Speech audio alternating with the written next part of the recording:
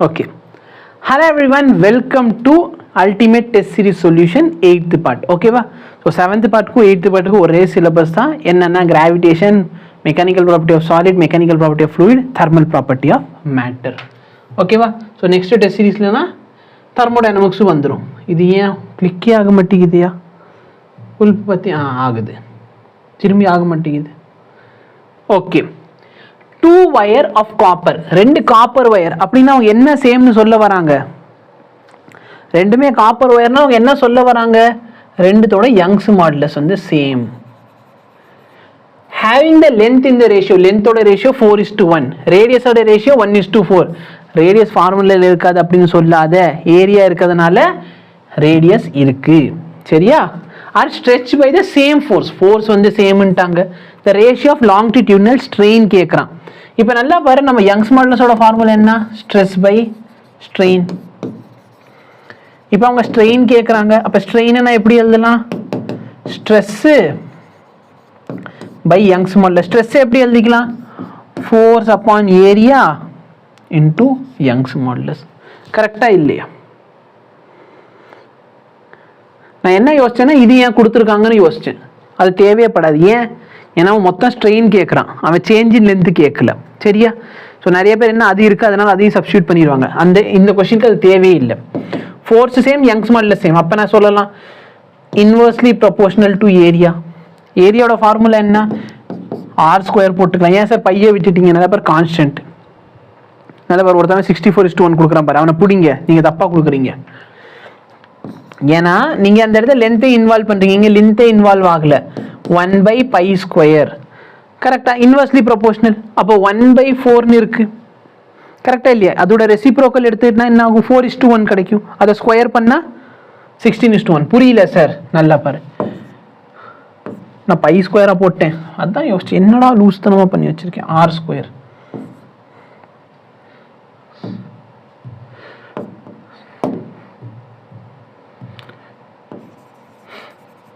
strain 1/strain 2. Inversely proportional. அப்போ இங்கே r1², இங்கே r2² இங்கே.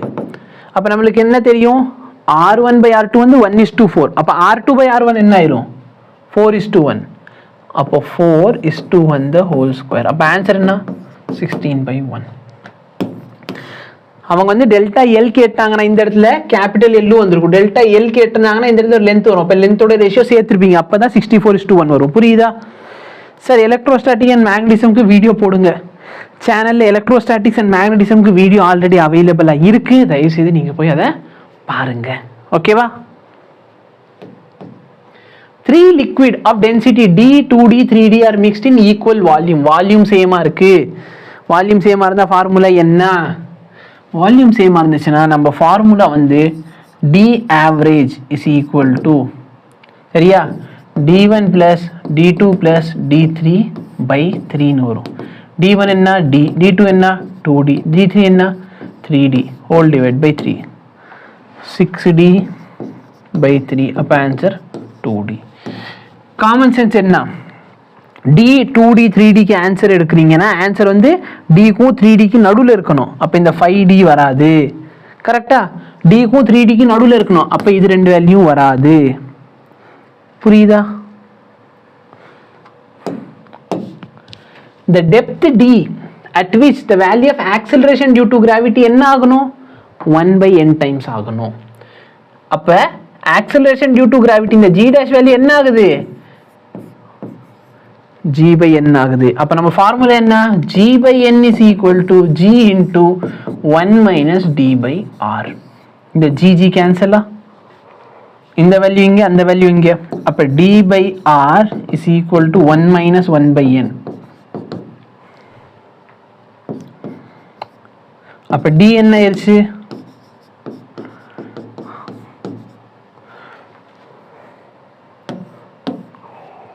புரியுதா? இப்போ இது காமன் லாஜிக் என்ன?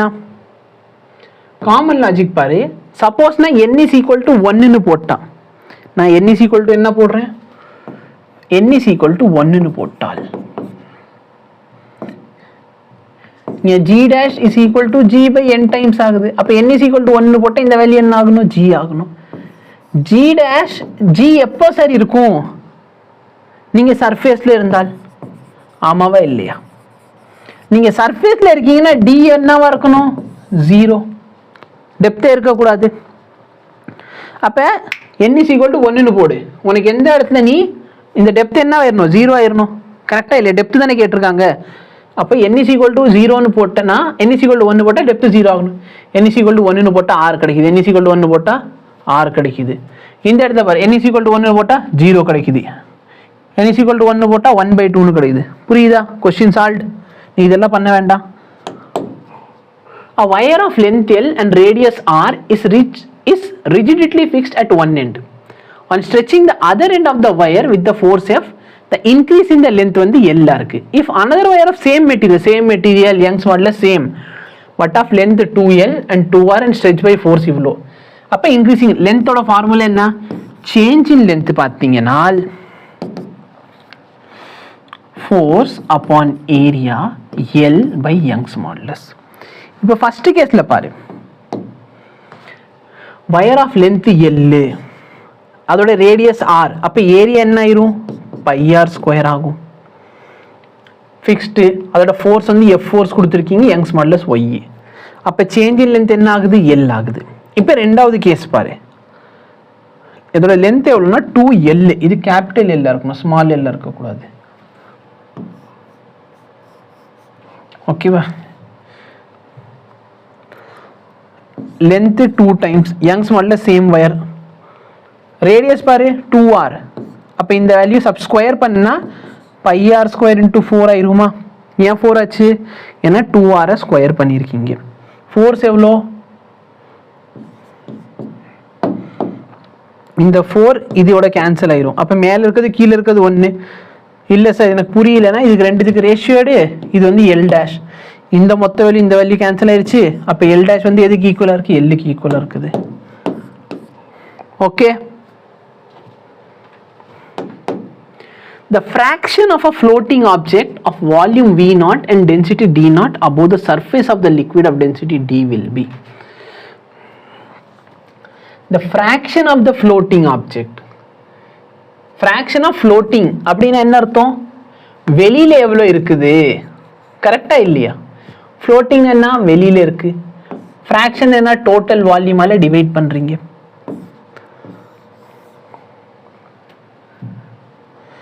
இங்க இருக்குது தண்ணி, தண்ணிக்கு மேல இருக்குது ஒரு ஆப்ஜெக்ட். இது மொத்தமா இருக்குது வால்யூம் ஆஃப் த ஆப்ஜெக்ட். இது என்னது? Volume inside. இந்த வால்யூம் இன்சைடு எதுக்கு ஈக்குவலா இருக்கும்? வால்யூம் ஆஃப் த ஃப்ளூயிட் டிஸ்பிளேஸ்க்கு ஈக்குவலா இருக்கும். கரெக்டா இல்லையா? அப்ப இந்த ஆப்ஜெக்ட் அங்கேயே மிதக்குதுன்னு சொன்னால் வால்யூம் இன்சைடு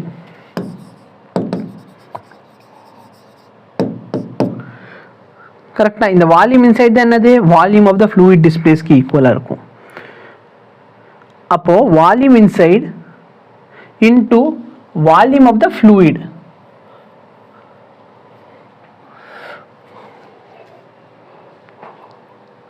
சாரி, வால்யூம்னா டென்சிட்டி ஆஃப் ஃப்ளூயிட். இப்போ டென்சிட்டி ஆஃப் ஃப்ளூயிட் என்ன சொல்லியிருக்காங்க? the fraction of floating object. surface density of fluid என்ன சொல்லியிருக்காங்க? D is equal to. புரியுதா? டென்சிட்டி வந்து லெஸ் தென் வாட்டராக இருக்கனால அது மிதக்குது. Very good. அப்போ உள்ளே இருக்க வால்யூம் இதான் வால்யூம் ஆஃப் த ஃப்ளூயிட். கரெக்டா? இது எவ்வளோ உள்ளே இருக்கோ அந்த அளவுக்கு தண்ணி வெளியே போயிருக்கு. அப்போ volume of the fluid displace வந்து volume of the solid inside, solid இம்மர்ஸ்னு கூட சொல்லுவோம்.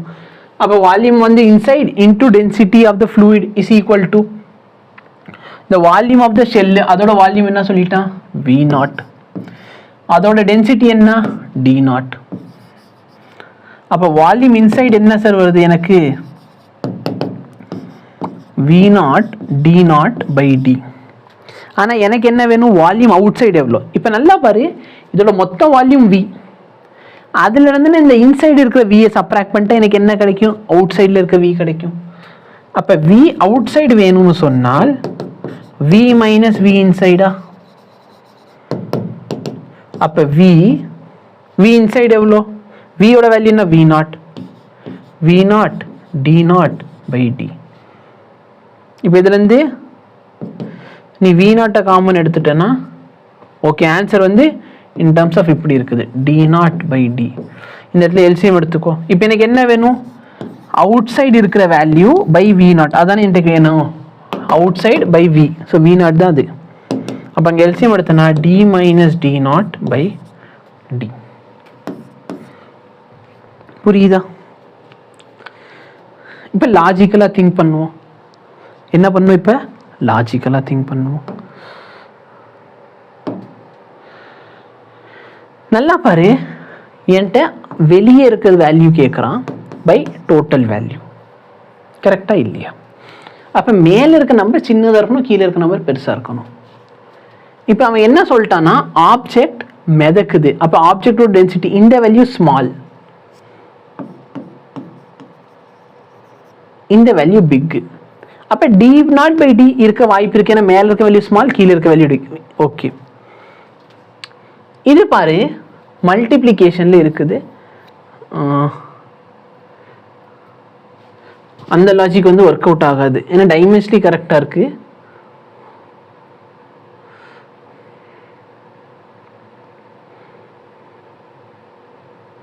அந்த லாஜிக் ஒர்க் ஆகாது. சரி, நீ சால்வ் பண்ணி தான் ஆகணும். மேபி எனக்கு தெரியல இந்த கொஸ்டின் சால்வ் பண்ணதுக்கு வேற என்ன logic.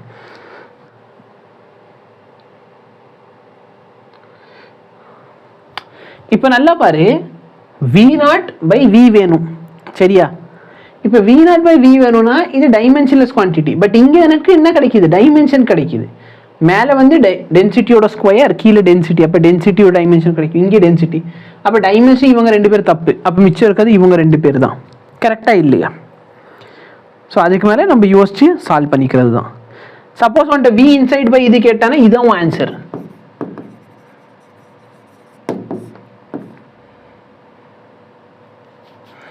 v inside by v total. ஏன்னா இது எனக்கு தெரியும். எப்படி தெரியும்? d0, இந்த d0 வந்து density of solid, d வந்து density of fluid. இன்சைடில் இருக்கிறது வந்து ஃப்ளூயிடுக்கு ஈக்குவலாக இருக்கும், இது வந்து சாலிடுக்கு. இதை கிராஸ் மல்டிப்ளை பண்ணிக்கோ. இதான் நம்ம இப்படி எப்பவுமே எழுதுகிற மெத்தடு. கரெக்டாக இல்லையா? அப்போ vs ds வந்து ρsன்னு எழுதுவோம், வேற ஒன்றும் இல்லை. vf ρf.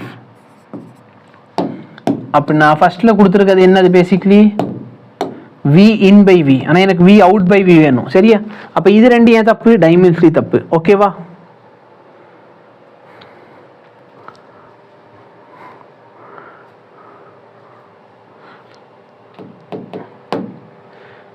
நல்லா பாரு, the cross section of a steel rod is shown. Rod இருக்குது, அதை சொல்லியிருக்காங்க. லென்த் கொடுத்துட்டாங்க.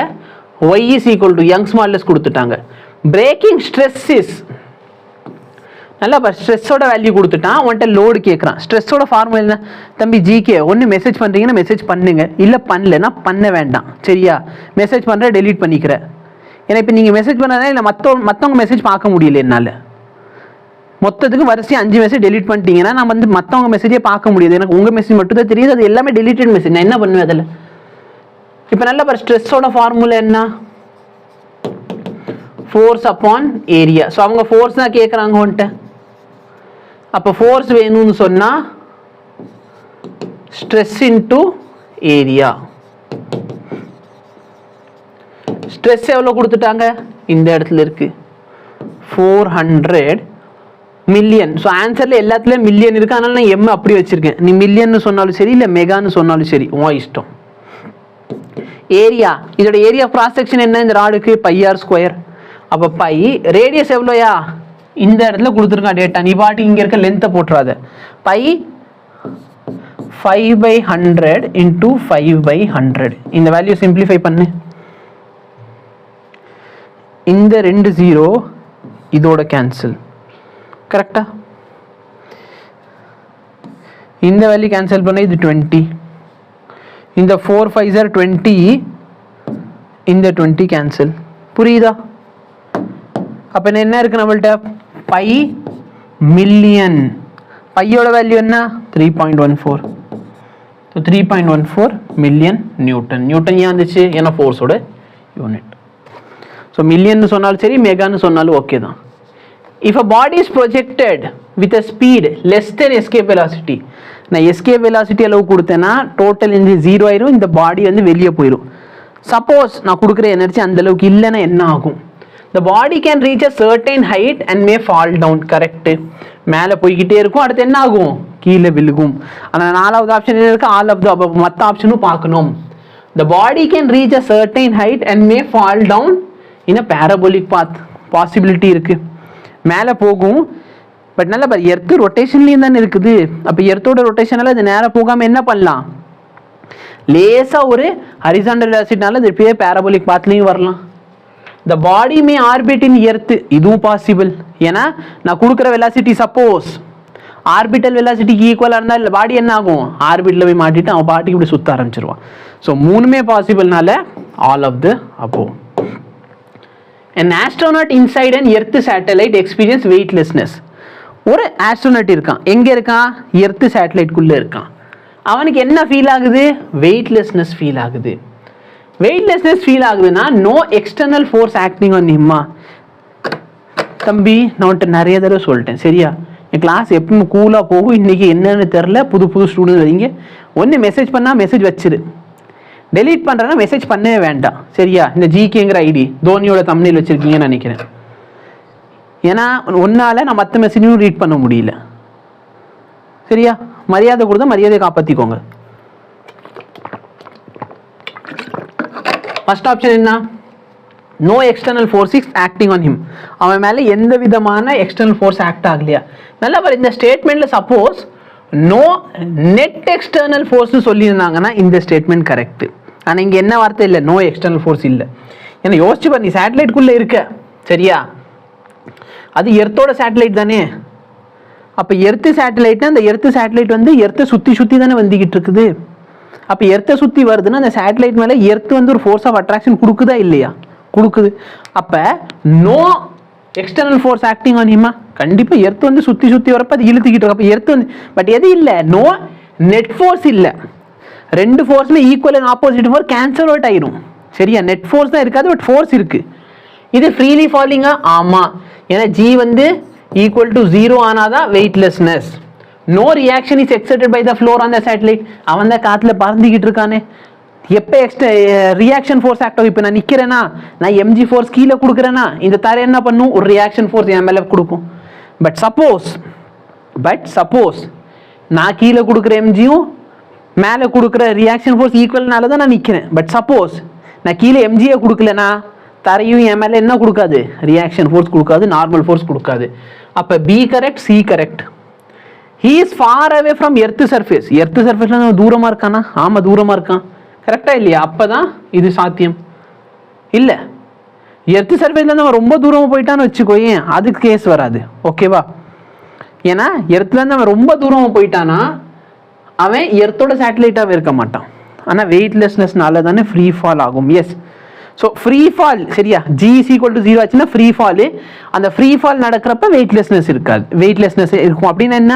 உன்னோட வெயிட் பார்த்தனா ஃப்ரீ ஃபால் அப்போ ஜியோட வேல்யூ என்ன ஆயிரும்? G net is equal to 0. அப்போ வெயிட்டோட ஃபார்முலா என்ன? M into G net.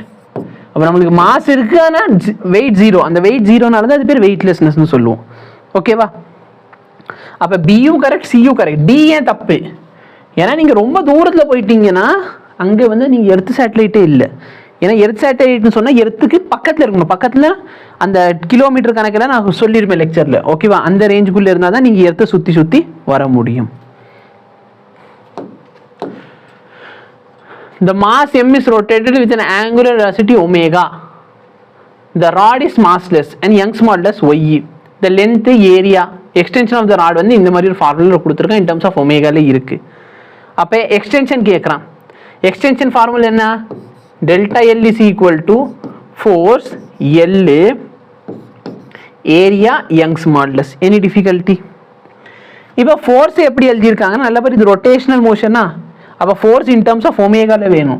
அப்போ இது பேசிக்கலி ஒரு centripetal force M omega square L. இங்கே ஒரு எல் இருக்கு, ஏ இன்டூ ஒய். இப்போ இதை வந்து இது கூட ஈக்குவேட் பண்ணு. இங்கே ஏவோட வேல்யூ என்ன? 1. பியோட வேல்யூ என்ன? 2. கரெக்டா? சியோட வேல்யூ என்ன? 2. ஏரியா கீழே இருக்கப்போ 1 மேலே வந்துச்சுன்னா -1 ஈயோட வேல்யூ -1. இப்போ a + b + c + d + e கேட்டிருக்கான். எல்லாத்தையும் கூட்டு இந்த +2 -2 கேன்சல், இப்போ 2 + 1 3, இல்லைன்னா எல்லாத்தையும் கூட்டு 5, அதுலேருந்து 2 போயிடுச்சுன்னா இந்த வேல்யூ. எனி டிஃபிகல்ட்டி இல்லை. Very good. The buoyant force exerted by a fluid on square body is more than exerted on the spherical body. இல்ல பாரு, ஸ்கொயர் பாடியில் அதிகமான buoyant force இருக்குமா? buoyant force ஃபார்முலா என்ன?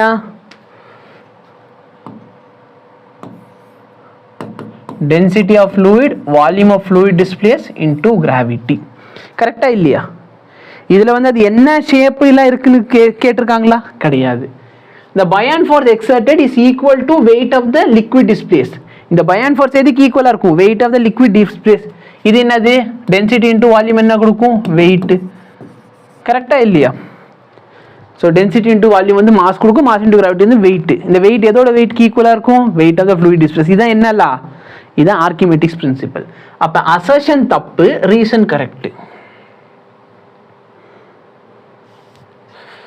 assertion தப்பு, reason correct. By how much will a steel rod 1 mm long expand when heat from 25 ல இருந்து இது கொடுக்குறீங்க coefficient of volume expansion. நல்லா பாரு எவ்வளோ லென்த் சேஞ்ச் ஆகுதுன்னு சொல்றான். ஆனால் இங்கே என்ன கொடுத்துருக்கான்? காமா கொடுத்துருக்கான். சரியா? அப்போ காமா எனக்கு தேவையில்லை. எனக்கு என்ன வேணும்? லென்த் வேணும். கோஎஃபிஷியன்ட் ஆஃப் லீனியர் எக்ஸ்பென்ஷன் வச்சும். அப்போ வால்யூமுக்கும் இது காமாக்கும் லீனியர் எக்ஸ்பென்ஷனுக்கு என்ன ரிலேஷன்ஷிப்? இதான் ரிலேஷன்ஷிப். பீட்டாக்கும் இதுக்கு என்ன ரிலேஷன்ஷிப்? இதான் ரிலேஷன்ஷிப். ஞாபகம் வச்சுக்கோ. ஆல்ஃபா வந்து β/2, ஆல்ஃபா வந்து γ/3. அப்போ நம்மளுக்கு ஆல்ஃபா வேணும் எதுலேருந்து? காமால இருந்து. அப்போ காமாவை 3ஆல் டிவைட் பண்ணிட்டோம். ஆல்ஃபா என்ன? 10⁻⁻5. இப்போ எவ்வளோ எக்ஸ்டென்ஷன் கேட்குறாங்க. நான் எப்படி எழுதலாம்? Length alpha delta D. Length எவ்வளோ? 1 மீட்டர். ஆல்ஃபா என்ன? 10⁻⁻5. டெம்பரேச்சர் எவ்வளோ சேஞ்ச் ஆகுது? 30. சார் எங்கள் சார் தெளிவாக சொல்லி கொடுத்தாரு, எப்பயுமே டெம்பரேச்சரை கெல்வின்ல எழுதணும். உங்கள் சார் நல்லா சொல்லி கொடுத்துருக்காரு. சரியா?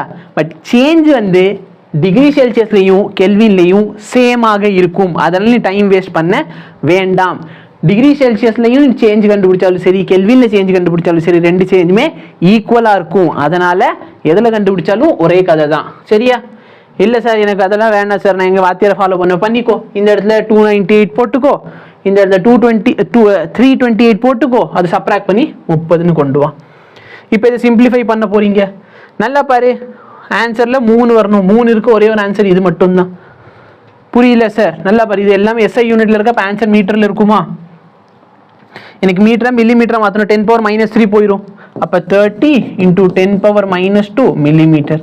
இது சிம்பிளிஃபை பண்ணிக்கோ, ஆன்சர் வந்துடும். புரிகிறதா? Very good. Consider the following statement regarding terminal velocity. Terminal velocity statement கேக்குறாங்க. Terminal velocity is proportional to square of the radius. நல்லா பாரு, ஃபார்முலா என்ன? terminal velocity ஓட ஃபார்முலா என்ன? 2/9 v² rho minus sigma g divide by neta. இதுதான் formula. இது v² எங்கிருந்து வந்துச்சு? ரேடியஸோட ஸ்கொயர். சாரி. சரியா? இப்போ அவங்க என்ன சொல்றாங்க? Terminal velocity is proportional to square of the radius. இந்த v ஸ்கொயர் ஆஃப் த ரேடியஸ்க்கு ப்ரொபோர்ஷனலா? ஆமா, v இஸ் ப்ரொபோர்ஷனல் டு ரேடியஸோட ஸ்கொயர். அடுத்து terminal velocity is inversely proportional to square of the கோஎஃபிஷியன்ட்டா? நல்லா பாரு, வெலாசிட்டி வந்து inversely proportional to coefficient of viscosity. நான் அவன் என்ன சொல்றான்? ஸ்கொயர் ரூட்னு சொல்றான். சரியா? ஸ்கொயர் ரூட் கிடையாது, ஜஸ்ட் 1/. ஓகே, ஸோ அது தப்பாயிருச்சு. ஓகேவா? ஸோ எது கரெக்டு? ஃபர்ஸ்ட் ஸ்டேட்மெண்ட் கரெக்டாக இருக்கு, ரெண்டாவது ஸ்டேட்மெண்ட் தப்பாக இருக்கு. In a U-tube, mercury and water are filled. Mercury is filled up to a height of 10 cm. What is the height of water in it? U-tube problem. டைரக்டான formula நான் கொடுத்து வச்சிருப்பேன். அவங்க ரெண்டு பேர் ஏதோ ஒரு ஹைட்ல ரீச் ஆகுறாங்கன்னா ரெண்டு பேரோட ப்ரெஷர் எப்படி இருக்குது? சேமாக இருக்கும் இங்கேருந்து. அப்போ இவன் 10 cm மேலே ஏறுறானா, இவன் ஏறினதும் ஈக்குவலாக இருக்கணும். கரெக்டா இல்லையா? அதாவது ஈக்குவல் டெப்த்தில் ரெண்டு பேரோட ப்ரெஷர் எப்படி இருக்கும்? ஸோ நான் வரைஞ்சிருக்கதே கொஞ்சம் தப்பு, இப்படி வரைவோம். சரியா? அப்போ ரெண்டு பேரும் ஒரே ஹரிசாண்டல் லெவலில் இருக்காங்கன்னா இந்த ரெண்டு பேரோட ப்ரெஷர் எப்படி இருக்கும்? ஈக்குவலாக இருக்கும். சரியா தம்பி? இப்போ நம்ம சால்வ் பண்ணுறது இம்பார்ட்டன்ட் சாப்டர். ஓகேவா? இம்பார்ட்டன்ட் சாப்டர் சொல்லுங்கன்னா இந்த சாப்டர் சால்வ் பண்ணிக்கிட்டு இருக்கும் பற்றி இந்த கொஸ்டின் இதெல்லாம் இம்பார்ட்டன்ட் தான். இப்போ இங்கே நம்ம எப்படி எழுத போகிறோம்? P0 + ρg h1. இந்த சைடு இருக்க ப்ரெஷர் என்னது? P0 + ρ2g h2. ஓகேவா? இப்போ நம்ம என்ன பண்ண போகிறோம்னா இது ரெண்டுத்தையும் ஈக்குவேட் பண்ண போகிறோம். இது ஈக்குவேட் பண்ணுறப்ப நல்ல ஞாபகம் வச்சுக்கோ. இங்கே அட்மாஸ்பியரிக் ப்ரெஷர், அந்த அட்மாஸ்பியரிக் ப்ரெஷர் கேன்சல், இந்த ஜி அந்த ஜி கேன்சல். அப்போ டைரக்ட் ஃபார்முலா ஞாபகம், ρ1 h1 = ρ2 h2. ஒரு யூடியூப் இருக்கு. Mercury is filled up to height of 10 centimetre. சரி 10 சென்டிமீட்டர். மெர்க்யூரியோட டென்சிட்டி என்ன? இது மெர்க்யூரியோட டென்சிட்டி. ஹைட் எவ்வளோ சென்டிமீட்டர்? 10 சென்டிமீட்டர். ரெண்டாவது இடத்துல நம்ம என்ன வச்சிருக்கோம்? தண்ணி. தண்ணியோட டென்சிட்டி எவ்வளோ? இவ்வளோ. ஹைட்டு தெரியாது. ஹைட்டோட வேல்யூ என்ன வருது? புரியுதா? ஸோ இங்கே டென்சிட்டி ஆஃப் மெர்க்யூரி நம்மளுக்கு தெரிஞ்சாதான் இந்த கொஸ்டின் சால்வ் பண்ண முடியும். Okay. A solid sphere of density, இவ்வளோ டென்சிட்டியில் ஒரு சாலிட் ஸ்பியர் இருக்கு, டைம்ஸ் லைட். ஓ சாலிட் ஸ்பியரோட டென்சிட்டி என்னவா இருக்குது? கம்மியாக இருக்கு. சரியா? சாலிட் ஸ்பியரோட டென்சிட்டி எப்படி இருக்குது? கம்மியாக இருக்குது. அதாவது டென்சிட்டி ஆஃப் வாட்டர், சரியா, நான் n டைம்ஸ் ரோன்னு எடுத்தால் இவனோட டென்சிட்டி எவ்வளோ இருக்குது? ரோன்னு இருக்கு. புரியுதா? டென்சிட்டி ஆஃப் சாலிட் கம்மியாக இருக்குது. அப்போ என்ன ஆகும் சார்? ஒரு பாலை நான் உள்ளே கொண்டு போய் வச்சிட்டேன், பிளாஸ்டிக் போல தண்ணி கூட வச்சிட்டேன், பிளாஸ்டிக்கோட டென்சிட்டி தண்ணியோட கம்மி. அப்போ நான் கையை எடுத்தோன்னே இந்த பால் என்ன ஆகும்? இப்படி மேலே வந்துடும். ஏன்? ஏன்னா பயான் ஃபோர்ஸ் அதிகமாக இருக்குது. கரெக்டாக இல்லையா? அப்போ அது மேலே போயிடக்கூடாதுன்னு சொல்கிறதுக்காக தான் என்ன பண்ணியிருக்கான்? இந்த இடத்துல ஒரு கயிறில் கட்டி வச்சிருக்கான். அப்போ இந்த கயிறு என்ன பண்ணுது? கீழே ஒரு டென்ஷன் கொடுக்குது. ஆமாவா இல்லையா? மேலே பயான் ஃபோர்ஸ், கீழே வேற என்ன ஆக்ட் ஆகும்? எம்ஜி ஆக்ட் ஆகும். அப்போ நல்லா பரவாயில்ல டென்ஷன் கேட்குறான். அப்போ மேலே யூ டென்ஷன் ப்ளஸ் எம்ஜி. கரெக்டா? எது தப்புன்னா solid sphere of density is light. density வந்து the times lighter than, கம்மின்னு தானே சொல்லியிருக்கான், மோர் தென் சொல்லியிருக்கான். லைட்டர் தென்னா என்ன? கம்மியாக இருக்குன்னு அர்த்தம். கரெக்டாக இல்லையா? அப்போ டென்ஷன் வேணும். அப்போ நான் யூ மைனஸ் எம்ஜின்னு போடலாம்.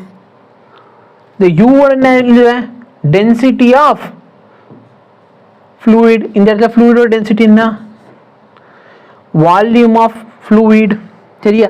நல்ல மொத்த வந்து உள்ளதாக இருக்குது. அப்போ வால்யூம் ஆஃப் ஃப்ளூயிட் வந்து வால்யூம் ஆஃப் சாலிடுக்கு ஈக்குவல் ஆயிரும். Into G minus density of solid வந்து ரோன்னு எடுத்திருக்கோம், வால்யூம் ஆஃப் சாலிட் மொத்தமாக உள்ளே இருக்குது, டைம்ஸ் ஜி. இப்போ இது எல்லாத்தையும் வெளியே எடுத்துட்டேன்னா நீட்டாக -1 டென்சிட்டி விஎஸ்ஜி. இதுக்கு பதில் தானே எம்ஜின்னு போடலாம்.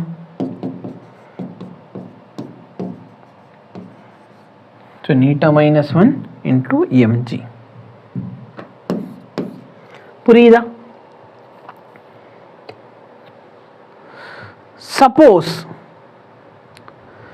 சப்போஸ் இந்த நீட்டா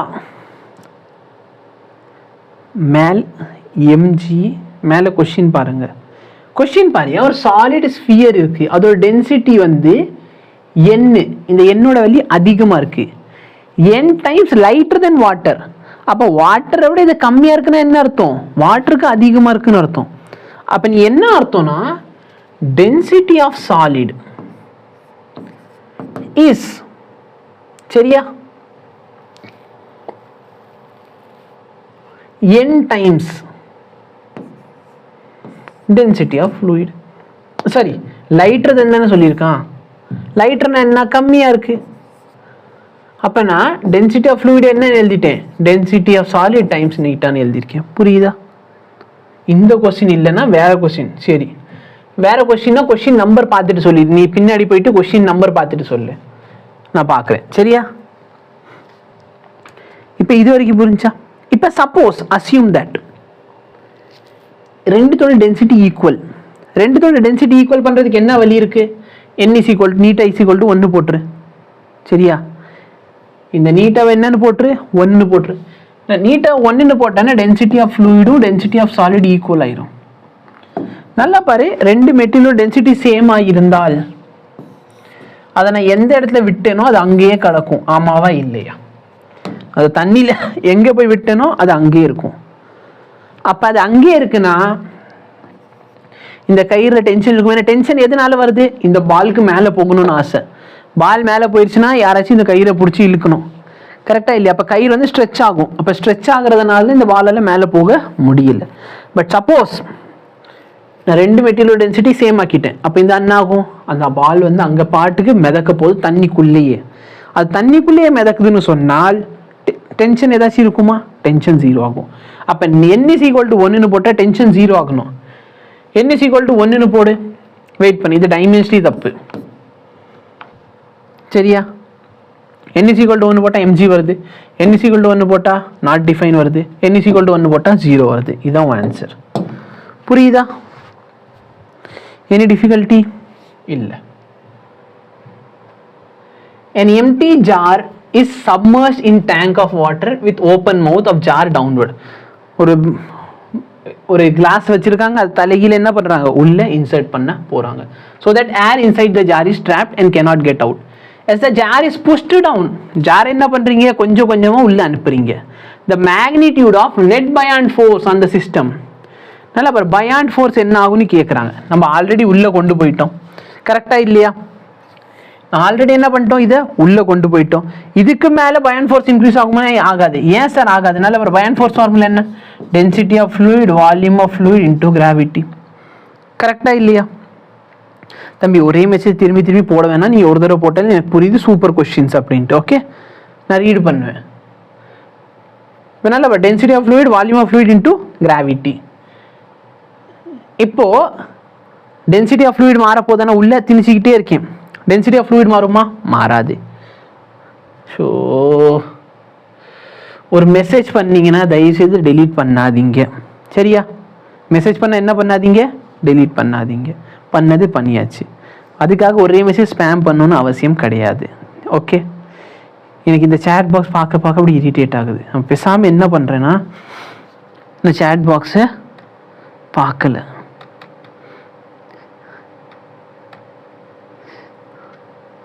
ஓகே, கொஞ்ச நேரத்துக்கு அப்புறம் சேட் பாக்ஸ் வேணால் பார்ப்போம். Chat box closed. ஸோ இது பார்த்தீங்கன்னா ρf vf இன்டூ ஜி.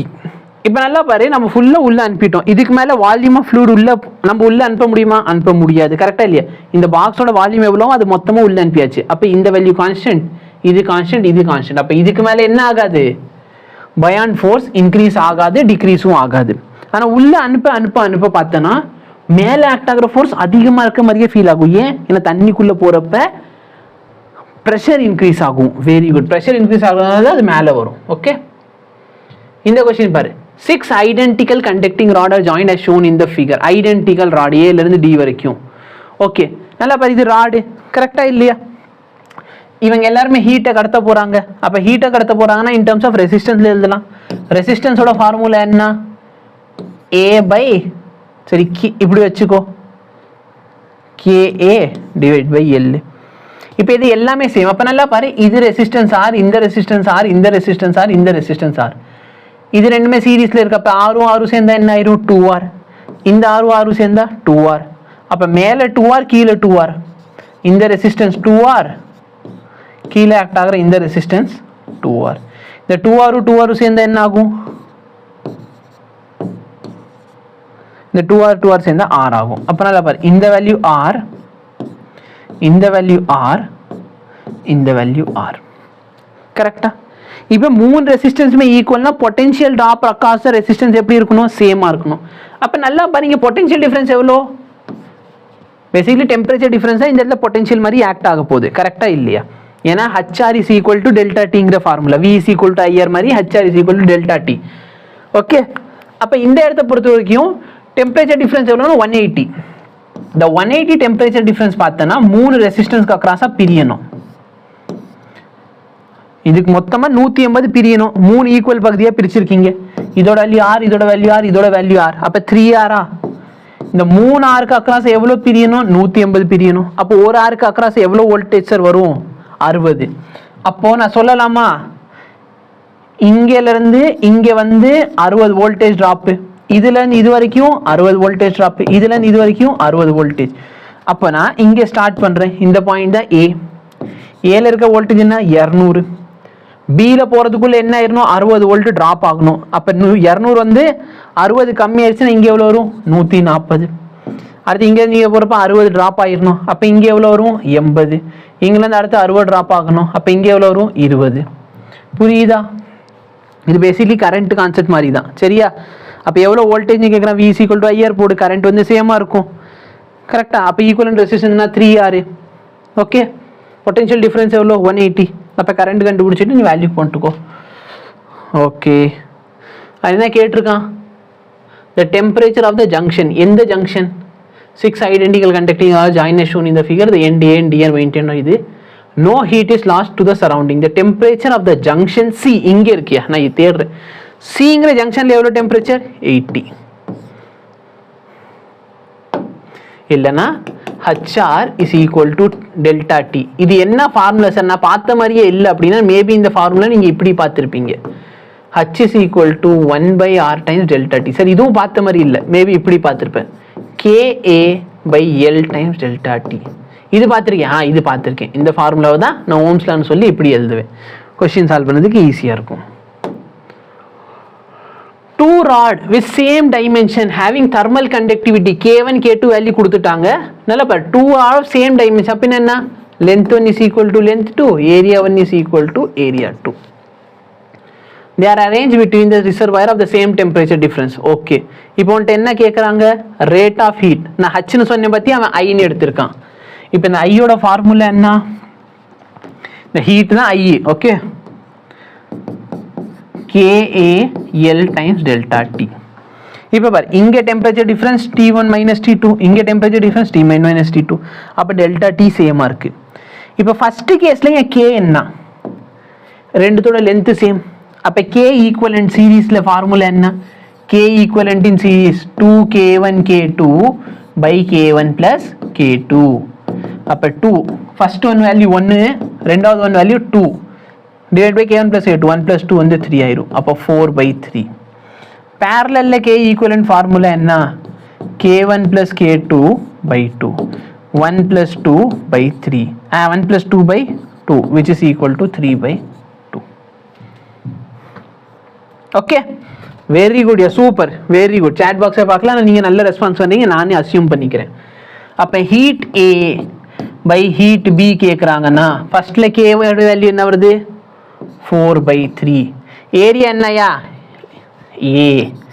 நல்லா பாரு, இதோட லென்த் L, இதோட லென்த் L. அப்போ டோட்டல் லென்த் என்ன ஆயிடுச்சு? 2L. டெம்பரேச்சர் டிஃப்ரென்ஸ் வந்து T1 minus T2. ரெண்டாவது கேஸ் கேவோட வேல்யூ என்ன? 3/2. ஏரியா எவ்வளோ? நல்லா பாரு, இந்த ஏரியா ஏ, இந்த ஏரியா ஏ. போனதில் பாரு, மொத்தமாக ஏரியா ஏ ஏரியாவில் போகுது. இங்கே பாரு, மேலேயும் போகலாம் கீழேயும் போகலாம். அப்போ மொத்தம் எவ்வளோ ஏரியாவில் போகலாம்? 2A ஏரியாவில். இதோட லென்த் என்ன? இதோட லென்த்து L. அப்போ இதுக்கு நடுவில் இருக்க டிஃப்ரென்ஸ் லென்த் எவ்வளோ? L லென்த் இருக்குது. T1 minus T2. இந்த வேல்யூ இதோட கேன்சல் ஆயிரும். இந்த 2 இவனோட கேன்சல், இது இவனோட கேன்சல். இந்த ஏரியா லென்த் எல்லாம் கேன்சல் ஆயிடுச்சுன்னா 3. அப்போது 2/9 இருக்கா? இருக்கு. In the phase diagram shown, the point Q correspond to triple point. Very good. இதெல்லாம் straight diagram. சரியா? புக் straight diagram பார்த்தோன்னே ஆன்சர் சொல்லு. The region 1, 2, 3 are ஒன்று ட்ரை பண்ணுவோம். சரியா? நல்லா டெம்பரேச்சர் கம்மியாக இருந்தால் அது சாலிட் ஸ்டேட்டில் இருக்கும். ஐஸ் இருக்குது, ஐஸ்ன்னு டெம்பரேச்சர் கம்மியான டெம்பரேச்சரில் வச்சா அது ஐஸாக இருக்கும். நீ டெம்பரேச்சர் கூட்டிக்கிட்டே போனால் என்ன ஆகும்? அது ஐஸ் என்னவா மாறும்? Very good. ஐஸ் என்னவா மாறும்? லிக்விடாக மாறும், அப்புறம் கேஸாக மாறும். கரெக்டாக இல்லையா? அப்போ கம்மியான டெம்பரேச்சரில் இருக்கிற இந்த போர்ஷன் தான் எனக்கு தெரிஞ்சு சாலிடாக இருக்கணும். ஓகேவா? நான் இப்போ என்ன பண்ணுறேன்? சாலிடில் நல்லா பாரு, இந்த இடத்துல டெம்பரேச்சர் கூடிக்கிட்டே போகுது. அப்போ 273க்கு மேலே 0 K மேலே போயிடுச்சு அப்படின்னு சொன்னால் அங்கே என்ன மாறும்? டெம்பரேச்சர் வந்து மாறும். Very good. அப்போ ரெண்டாவது வந்து சாலிடாக இருக்கணும். ரெண்டாவது வந்து சாலிட் எங்கே இருக்குது? இங்கே இருக்குது.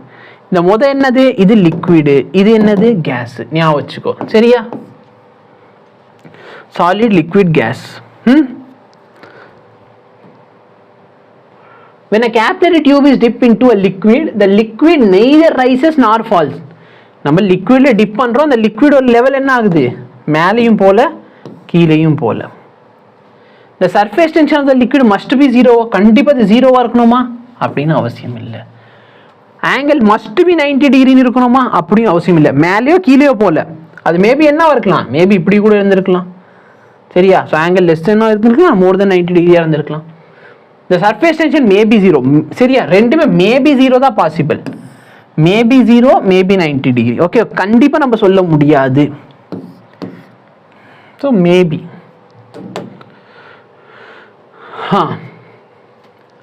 வாட்டர் ஃப்ளோ, வெயிட் பண்ணு. கொஸ்டின் நம்பர் 5ல இம்மர்ஸ் ஆகாத சைடுக்கு டென்சிட்டி கம்மியாக இருக்கும். So T minus T naught மேலே வரும்ல அண்ணா. டி மைனஸ் டி நாட் தானே?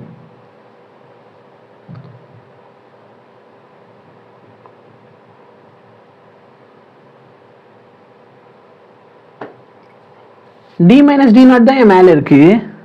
இது ஆன்சர். என்ன வாயண்டி, சீக்கிரம் சொல்லுங்க.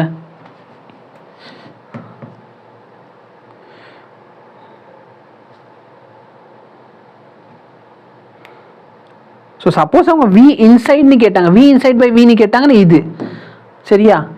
அவங்க அவுட் சைட்னு கேட்டால் தான் இது.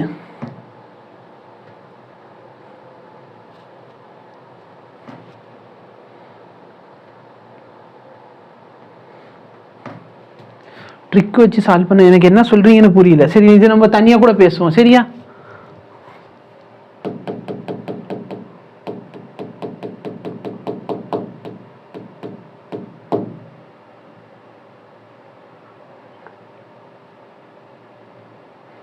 Okay. Water flows in a streamline manner. Streamline மேனர்ல வாட்டர் ஃப்ளோ ஆகுது through a capillary tube of radius of capillary tube கொடுத்துட்டாங்க.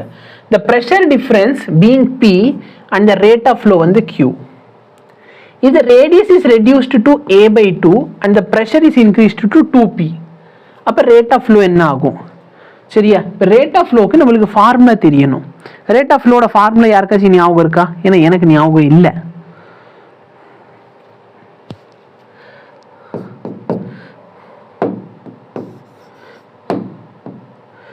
rate of flow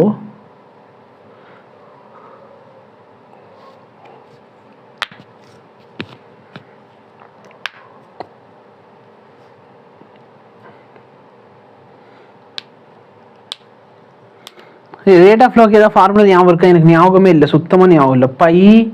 பை வரும், some by.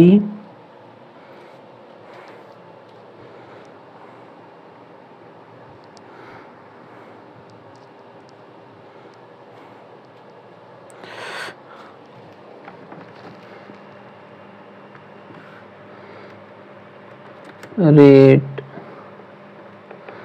of flow of liquid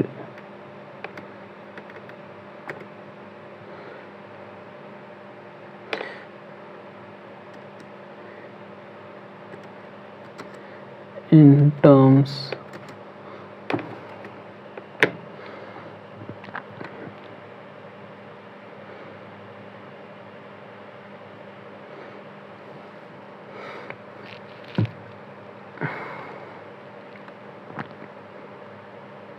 okay வந்துருச்சு. So rate of flow of லிக்விடோட formula என்னன்னா pi pressure difference இருக்கு பார்த்தியா, P1 minus P2 ஆரோட power 4 ஓகேவா 8 நீட்டா L. இப்போ நல்லா பாரு, இந்த கொஸ்டினை பொறுத்திருக்க வரைக்கும் இது எல்லாமே கான்ஸ்டன்ட்டா. ஸோ நான் அதான் சொல்கிறேன், உங்களுக்கு ஃபார்முலா தெரிஞ்சுன்னா இந்த கொஸ்டின் சால்வ் பண்ணிடலாம். இப்போ நல்லா பாரு, பை 8 நீட்டா L போயிடுச்சுன்னா ப்ரெஷர் டிஃபரன்ஸ் ஃபர்ஸ்ட் கேஸ்ல சரியா Q1ல பாரு, ப்ரெஷர் டிஃபரன்ஸ் எவ்வளோ P, ரேடியஸ் என்ன R பவர் 4. ரெண்டாவது கேஸ்ல பாரு, ப்ரெஷர் டிஃபரன்ஸ் எவ்வளோ 2p. ரேடியஸ் என்ன ஆயிடுச்சு? ஸோ முன்னாடி இங்கே ஏக்கு பதில் ஆர்னு எடுத்துட்டேன். ஸோ இங்கே பார்த்தோன்னா r/2 ஹோல் பவர் 4. எங்கேயா போயிட்டேன்? புரியுதா என்ன பண்ணியிருக்கோன்ட்டு? எனக்கு இந்த ஃபார்முலா ஞாபகம் இல்லை, நான் அதனால் கூகுளில் பார்த்துட்டு வந்துட்டேன். உங்களுக்காவது ஞாபகம் இருக்கா? ஓ, சேட் பாக்ஸ் மாற்றி நான் கூகுளில் தேடினதில் சேட் பாக்ஸை வந்துட்டேன். சரி, AV is equal to constant correct. இப்போ அந்த ஏவி இஸ் ஈக்குவல் டு கான்ஸ்டன்ட்டில் பார்த்தீங்கன்னா நம்ம ப்ரெஷர் பற்றியே பேசலை, சரிங்களா? இங்கே ப்ரெஷர் சேஞ்ச் ஆகுது, ஓகேவா? ஸோ அங்கே பேசிக்கலி பார்த்தீங்கன்னா வெலாசிட்டி சேஞ்ச் ஆச்சுன்னா அங்கே ப்ரெஷரும் சேஞ்ச் ஆகும்ல. சரி, இப்போ இதுதான் கண்டிஷன். இதை சிம்பிளிஃபை பண்ணு. 16/2 which is equal to 8. அப்போ இந்த வேல்யூ என்ன ஆகுது? Q2 வந்து Q1/8. புரியுதா? In the widest part of the horizontal pipe, oil is flowing at a rate of 2 meter per second. Determine the speed of flow of oil in the narrow part. நல்லா பாரு.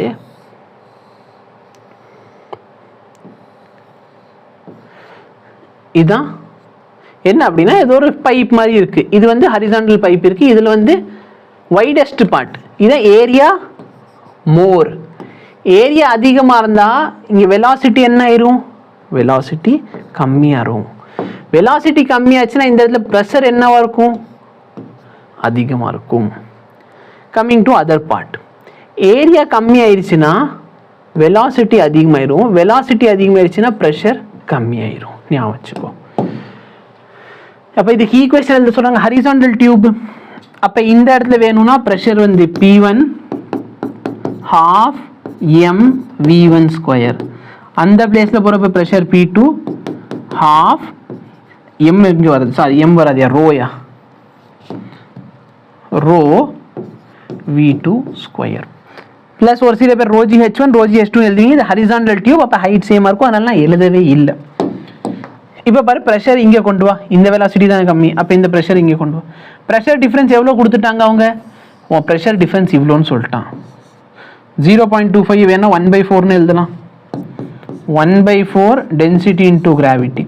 இந்த term அங்கே போயிடுச்சுன்னா half rho v2² minus v1ஓட value என்ன? 2 metre per second.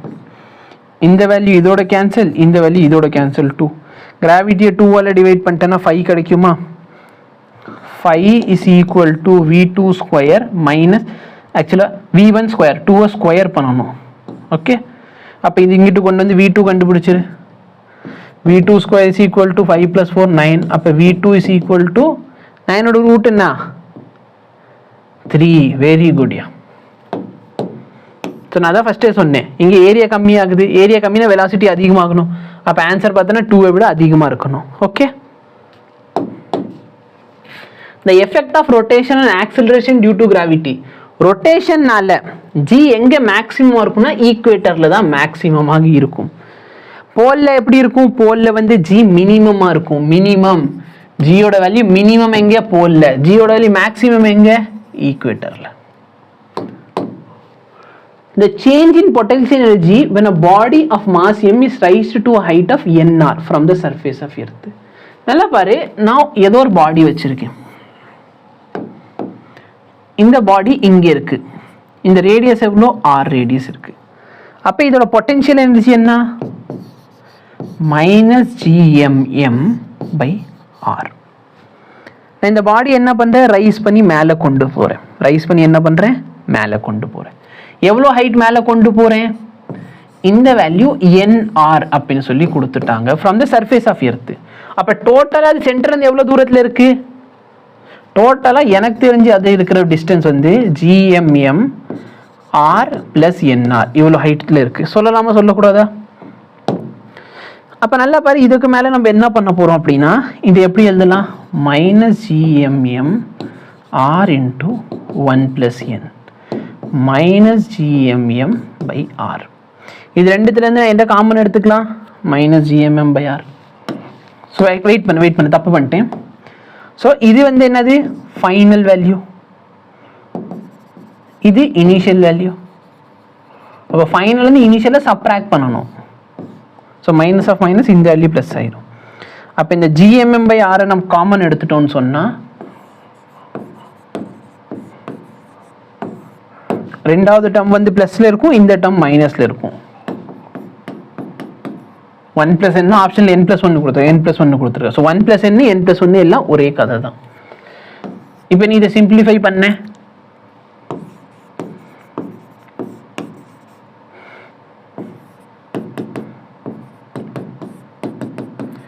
இந்த இது cancel ஆயிரும். அப்போ ஆன்சர் என்ன வருது? GMM/R n/n+1. எந்த ஆப்ஷன்? ஒரு சில பேர் லைக் என்ன சார் சம்பந்தம் இல்லாத ஆப்ஷனை மார்க் பண்ணிக்கிட்டு இருக்கீங்க. அப்போ ஞாபகம் வச்சுக்கோ, G is equal to GM/R². இல்லை உனக்கு புரியணும் அப்படின்னா இந்த R²லேருந்து ஒரு ஆரை மட்டும் நான் இங்கே எழுதுனேன்னா GR is equal to என்ன ஆயிரும்? GM/R. அப்போ இந்த இடத்துல GM/Rக்கு பதிலாக நான் GRன்னு போட்டேன்னா MGR n/n+1. ஓகேவா? இப்போ நம்ம காமன் சென்ஸ் வச்சு யூஸ் பண்ணுவோம். சரியா? இந்த கொஸ்டின் கொடுத்துட்டாங்க சார், என்ன சார் பண்ணுறது? எனக்கு தோணலை சார், இவ்வளோ ஐடியாலாம் தோணலை. அப்போ நான் என்ன பண்ணுறது? நல்லா பாரு. சப்போஸ் இனிஷியலாக ஆப்ஜெக்ட் இங்கே இருக்குது, அப்போ அதோட பொட்டன்ஷியல் என்ன? -GMM/R. இப்போ நான் என்ன பண்ணுறேன்? n times R தூக்குறேன். அப்போ ரேடியஸ் எவ்வளோ அதோட n மடங்கு நான் தூக்குறேன் அப்படின்னு அர்த்தம். இப்போ சப்போஸ் நான் அதை தூக்கவே இல்லை, அப்போ இந்த என்னோட வேல்யூ என்ன ஆயிரும்? 0 ஆகணும். அப்போ நான் இதை தூக்கவே இல்லைன்னா இந்த என்னோட வேல்யூ என்ன ஆகணும்? 0ன்னு ஆகணும். சொல்கிறது புரியுதா? இதை தூக்கவே இல்லைன்னா இந்த என்னோட வேல்யூ என்ன ஆயிரணும்? 0ன்னு ஆகணும். அப்போ 0னா அந்த ஆப்ஜெக்ட் அங்கே இருக்குது. அப்போ பொட்டன்ஷியல் எனர்ஜியில் டிஃப்ரென்ஸ் இருக்கா? இருக்கக்கூடாது. அப்போ நான் n is equal to 0 போடுறேன். இங்கே பாரு, n is equal to 0ன்னு போட்டால் பொட்டன்ஷியல் எனர்ஜியில் டிஃப்ரென்ஸே வரக்கூடாது. நான் n is equal to 0ன்னு போட்டேன். இந்த மொத்த வேல்யூ என்ன ஆயிடுச்சு? 0. இங்கே போட்டால் நாட் டிஃபைன், இங்கே போட்டால் எனக்கு ஆன்சர் வருது. n is equal to 0ன்னு போட்டாலும் இதே ஆன்சர் வருது. அப்போ இது வரலாம், இல்லைன்னா இது வரலாம். கரெக்டாக இல்லையா? அதே மாதிரி இப்போ நான் n is equal to 1ன்னு போடுறேன்னு வச்சுக்கலாம். அப்போ நம்ம பொட்டன்ஷியல் எனர்ஜி எவ்வளோ வரணும்? ½ டைம்ஸ் வரணும். அப்போ n is equal to 1ன்னு போட்டுப்பாரு. நான் n is equal to 1ன்னு போட்டேன்னா இந்த வேல்யூ 1/2. அப்போ பாரு, பாதி ஆயிடுச்சா? 1/2 ஆகுதா? பொட்டன்ஷியல் எனர்ஜி டிஃபரன்ஸ் 1/2 ஆகுது. ஆனால் இங்கே என்ன ஆகுது? இன்ஃபைனைட் ஆகுது. அப்போ இந்த ஆப்ஷனும் தப்பு. நான் என்ன சொல்கிறேன்ட்டு புரிஞ்சேன்? இந்த ட்ரிக்கு புரிஞ்சுதா? டைமென்ஷனலி எல்லாமே கரெக்ட். அப்போ n is equal to 0, n is equal to 1ன்னு போட்டு நான் கண்டுபிடிச்சிருக்கேன். அடுத்த கொஸ்டின் பார். A tall cylinder is filled with viscous liquid. A round pebble is dropped from the top. 0 initial velocity. Initial velocity 0ன்னு சொல்லிட்டான். இங்கே பாரு, இந்த இடத்துல இனிஷியல் வெலாசிட்டி கொடுத்து வச்சிருக்கான். அவன் என்ன சொல்லிட்டான்? Initial velocity 0. அப்போ இந்த கிராஃப் வரக்கூடாது. ஓகே, அப்போ வெலாசிட்டி என்ன ஆகும்? நம்மளுக்கு தெரியும், நம்ம ட்ராப் பண்ணுறோம்னு சொன்னால் ஃபர்ஸ்ட் வந்து வெலாசிட்டி வேகமாக கூடும். அப்புறம் என்ன ஆகும்? வெலாசிட்டி அப்படியே கொஞ்சம் கம்மியாயிட்டு ஓரளவுக்கு சேச்சுரேட் ஆயிடும். அதுக்கு மேலே வெலாசிட்டியில் மாற்றம் வரக்கூடாது. சரியா? ஆனால் அது எப்படி ஆகணும்னா இப்படி சடன் ஆகாது, இப்படி தான் வரும். ஓகேவா? ஃபஸ்ட்டு வேகமாக வெலாசிட்டி நாங்கள் ஃபஸ்ட்டு வேகமாக கூடும், அப்புறம் அப்படியே இப்படி சேச்சுரேட் ஆகும். இந்த கிராஃப் ஈவன் நீட்லேயும் கேட்டிருக்காங்க, பார்த்து வச்சுக்கோ. Which of the following graph shows the density of the water with increasing in temperature? நல்லா ஞாபகம் வச்சுக்கோ, density of water is maximum at 4 degree Celsius. 4 degree Celsius தான் density of water எப்படி இருக்கும்? மேக்ஸிமம் இருக்கும். எவ்வளோ சார்னா 1000. அதுக்கு மேலே போனாலும் டென்சிட்டி கம்மியாக இருக்கும், அதுக்கு கீழே போனாலும் டென்சிட்டி கம்மியாகும். அப்போது நம்ம கிராஃப் எப்படி இருக்கணும்? 4 டிகிரி செல்சியஸ் கிட்ட தான் அதோட வேல்யூ மேக்ஸிமமாக இருக்கணும். ஆக்சுவலி இந்த இடத்துல சொல்ல போனால் நிறைய பேர் இவன் என்ன சொல்கிறான்? கூடிக்கிட்டே போகுது. தண்ணிக்கு இப்படி இருக்காது. சரியா? தண்ணியில் அப்படி நடக்காது. ஓகே, ஸோ 4க்கு மேக்ஸிமமாக இருக்கணும், அப்புறம் கம்மியாகணும். இவன் என்ன பண்ணியிருக்கான்? இல்லை பாரு, ஆல்மோஸ்ட் 4 கிட்ட. ஆக்சுவலி இந்த கிராஃபில் மிஸ்டேக் இருக்குது. 4 கிட்ட தான் மினிமம் வேல்யூ வந்திருக்கு, திரும்பி கூடுது. எனக்கு 4ல் தான் மேக்ஸிமம் வேல்யூ இருக்கணும். சரியா? இந்த கிராஃப் பாரு, 4ல் தான் மேக்ஸிமம் வேல்யூ, திரும்பி வேல்யூ கம்மி ஆகுது. அப்போ இது என்ன கிராஃப்? இது வந்து வால்யூம் வர்சஸ் டெம்பரேச்சர் கிராஃப்னா இந்த graph correct. Volume versus temperature. ஏன்னா டென்சிட்டி மேக்ஸிமம் இருக்குன்னு என்ன அர்த்தம்? வால்யூம் வந்து கம்மியாக இருக்குன்னு அர்த்தம். அப்போ 4 டிகிரியில் வால்யூம் இருக்கிறதுல கம்மியாக இருக்கணும். எதுக்கு? வாட்டருக்கு. Okay, so volume versus temperature graph கேட்டாங்கன்னா இந்த கிராஃப் கரெக்ட். இதெல்லாம் சிபிஎஸ்சி புக்கில் இருக்க கிராஃப்கள், பார்த்து வச்சுக்கோ. அனாமலஸ் பிஹேவியர் ஆஃப் வாட்டர்னு டாப்பிக்கில் இருக்கும். which of the following graph express so cooling of water?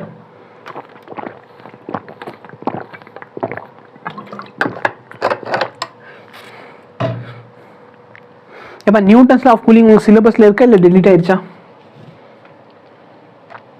Newton's law of cooling உங்க சிலபஸ்ல இருக்கா இல்ல டெலீட் ஆயிருச்சா? எத்தனை பேர் இன்னும் லைவ்ல இருக்காங்கன்னு பார்ப்போம். 12 பேர் பார்த்துக்கிட்டு இருக்காங்க. பரவாயில்லையா, வாத்தியார் இருந்தாலும் சரி இல்லைனாலும் சரி படிக்கிறவங்க படிச்சுக்கிட்டே தான் இருக்காங்க. Very good. நான் இவ்வளோ நேரம் சேட் பாக்ஸை பார்க்கல, இப்போல்லாம் நல்லா கமெண்ட் பண்ணுங்க. சேட் பாக்ஸ் பார்க்குறப்ப இந்த டென்ஷன் படுத்துறதுக்குன்னே 1-2 பேர் வரையாங்க.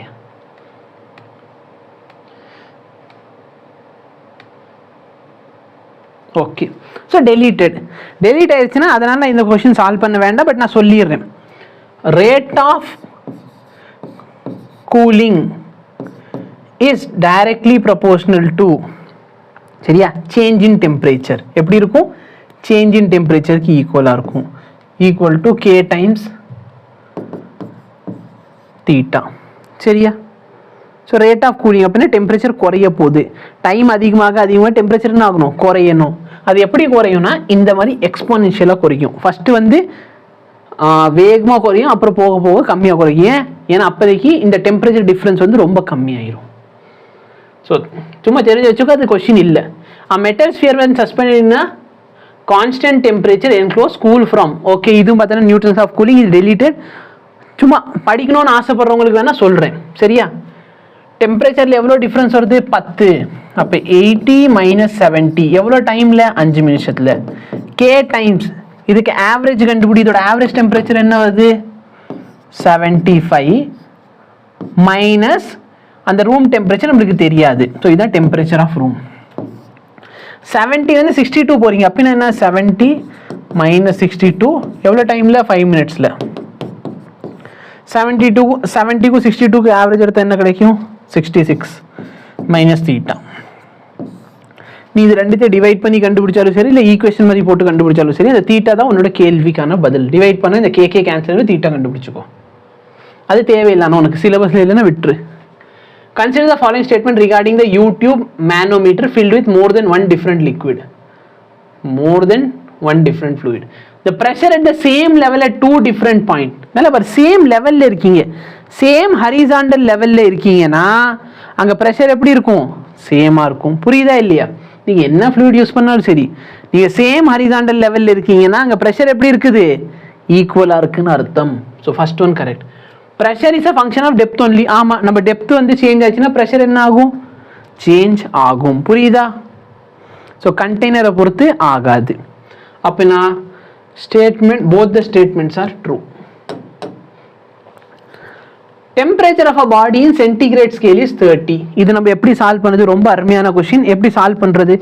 Pressure same. ஓகே, இதில் கொஞ்சம் ஸ்க்ரோல் டவுன் பண்ணிக்கிறேன் நான். ஓகே, வருது. இப்போ நல்ல பாரு, இது எப்படி சால்வ் பண்ணுறது? பாயிலிங் டெம்பரேச்சர் 100, ஃப்ரீசிங் டெம்பரேச்சர் 0, கொடுத்துருக்க டெம்பரேச்சர் 30. இன்னொரு ஸ்கேல் என்ன சொல்கிறான்? அங்கே எனக்கு தெரியாது சார், அதோட boiling temperature 225, freezing temperature 25. Solve பண்ணுற மெத்தட் என்ன? இதில் இதை சப்ராக்ட் பண்ணு. 100 - 70, சாரி -30. ஆன்சர் தான் 70 வரும். இந்த இடத்துல -30 பை இந்த ரெண்டு வேல்யூவை சப்ராக்ட் பண்ணிடு. 100 - 0 ஈக்குவல் டு சேம் ப்ராசஸ். இந்த ரெண்டு வேல்யூ சப்ராக்ட் பண்ணு பை இந்த ரெண்டு வேல்யூ சப்ராக்ட் பண்ணு.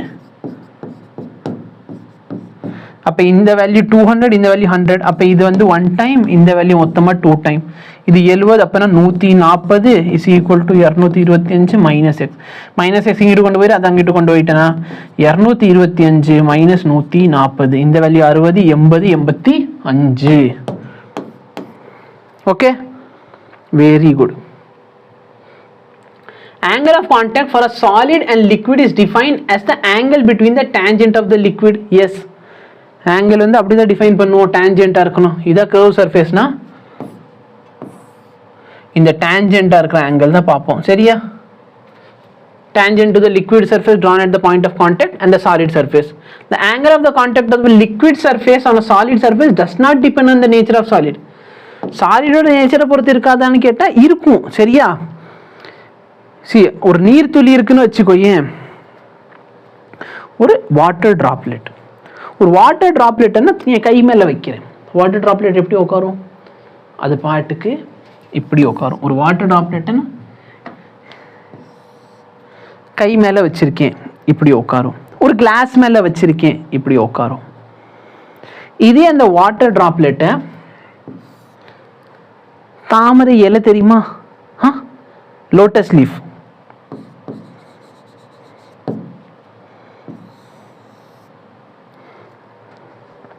சரியா? இது தாமரை இலை. தாமரை இலை மேலே வாட்டர் வச்சனா அது வந்து இப்படி உட்காராது, இப்படி உட்காரும். சரியா? ஏன்னா ஃபோர்ஸ் வந்து டிஃப்ரெண்ட்டாக இருக்கிறதுனால. சரிங்களா? ஸோ அதுக்கு தான் இந்த ஒரு பாட்டு இருக்குது. என்ன பாட்டு? யார் கரெக்டாக சொல்கிறாங்க? அப்போ ஆக்சுவலாக பார்த்தீங்கன்னா இது சர்ஃபேஸ் ஆஃப் கான்டாக்டை பொறுத்து மாறும். வாட்டர் தான், ரெண்டு கேஸில் வாட்டர் எடுத்திருக்கேன். வாட்டர்னா தண்ணி மேலே இப்படி வச்சா இப்படி இருக்குது, இது மேலே வச்சா இப்படி இருக்குது. இது ரிலேட்டடாக என்ன பாட்டு இருக்குது?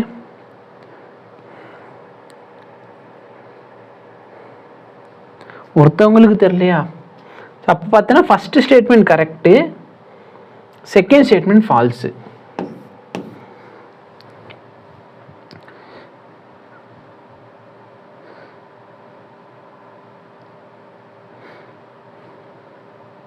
சரி, சரி. ஒரு எஸ்பிபியோட சாங் இருக்கும், தாமரை மேலே நீர்த்துளி போல. சரியா? அந்த இடத்துல பேசிக்கலி என்ன ஆகணும், ஹஸ்பண்ட் அண்ட் ஒய்ஃப் ஆர்குமெண்ட் வந்துக்கிட்டே இருக்கும். அப்போ அவங்க ரெண்டு பேரும் வந்து அந்த அளவுக்கு சேர மாட்டாங்க. சரியா? அப்போ எந்த மாதிரி சேரல? தாமரை மேலே நீர்த்துளி போல. எப்படி நீர்த்துளி வந்து தாமரை மேலே சேராதோ, இது டியூ டு சர்ஃபேஸ் டென்ஷன். அதே மாதிரி அந்த தலைவனும் தலைவியும் சேராமல் இருப்பாங்க அப்படின்னு சொல்லி ஒரு பாட்டு இருக்கும். The dimension formula of coefficient of viscosity. Coefficient of viscosity formula என்ன? இதா formula. தெரியாது sir. F is equal to 6 pi neta R V. இந்த R வந்து radius. அப்ப நீட்டா கேக்குறாங்கன்னா force by R into V. ஓகேவா? ஆமா, இந்த வாட்டி கேட்டா தெரியாது. அதே வந்து அனல் மேலே பனி துளியேன்னு சொன்னா மட்டும் தெரிஞ்சிடும். ml t power minus 2, radius की l, velocity की l t power minus 1. கரெக்டா?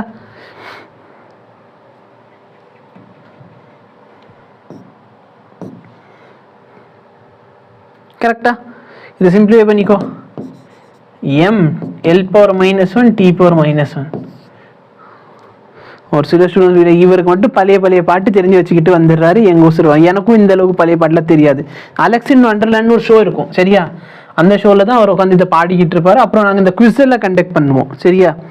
அப்போ இந்த குவிஸு கண்டக்ட் பண்ணுறப்ப என்ன பண்ணுவோம்னா, இந்த மாதிரி ஏதாச்சும் ஒரு பாட்டு போட்டு அந்த பாட்டுக்கு பின்னாடி இருக்க சயின்ஸ் என்ன. சரியா? சரி, ஃபார் எக்ஸாம்பிள், கண்ணிரண்டில் மோதி நான் விழுந்தேனே, காரணம் இன்றிய நான் சிரித்தேனே. சரியா? அந்த லிரிக்ஸில் பார்த்தோன்னா காரணமே இல்லாமல் சிரிக்கிறோம் அப்படின்னா அந்த நைட்ரஸ் கேஸ் இருக்கும் பார்த்தியா, அந்த நைட்ரஸ் கேஸை நம்ம இன்ஹேல் பண்ணோன்னா காரணமே இல்லாமல் சிரிப்போம். ஓகே?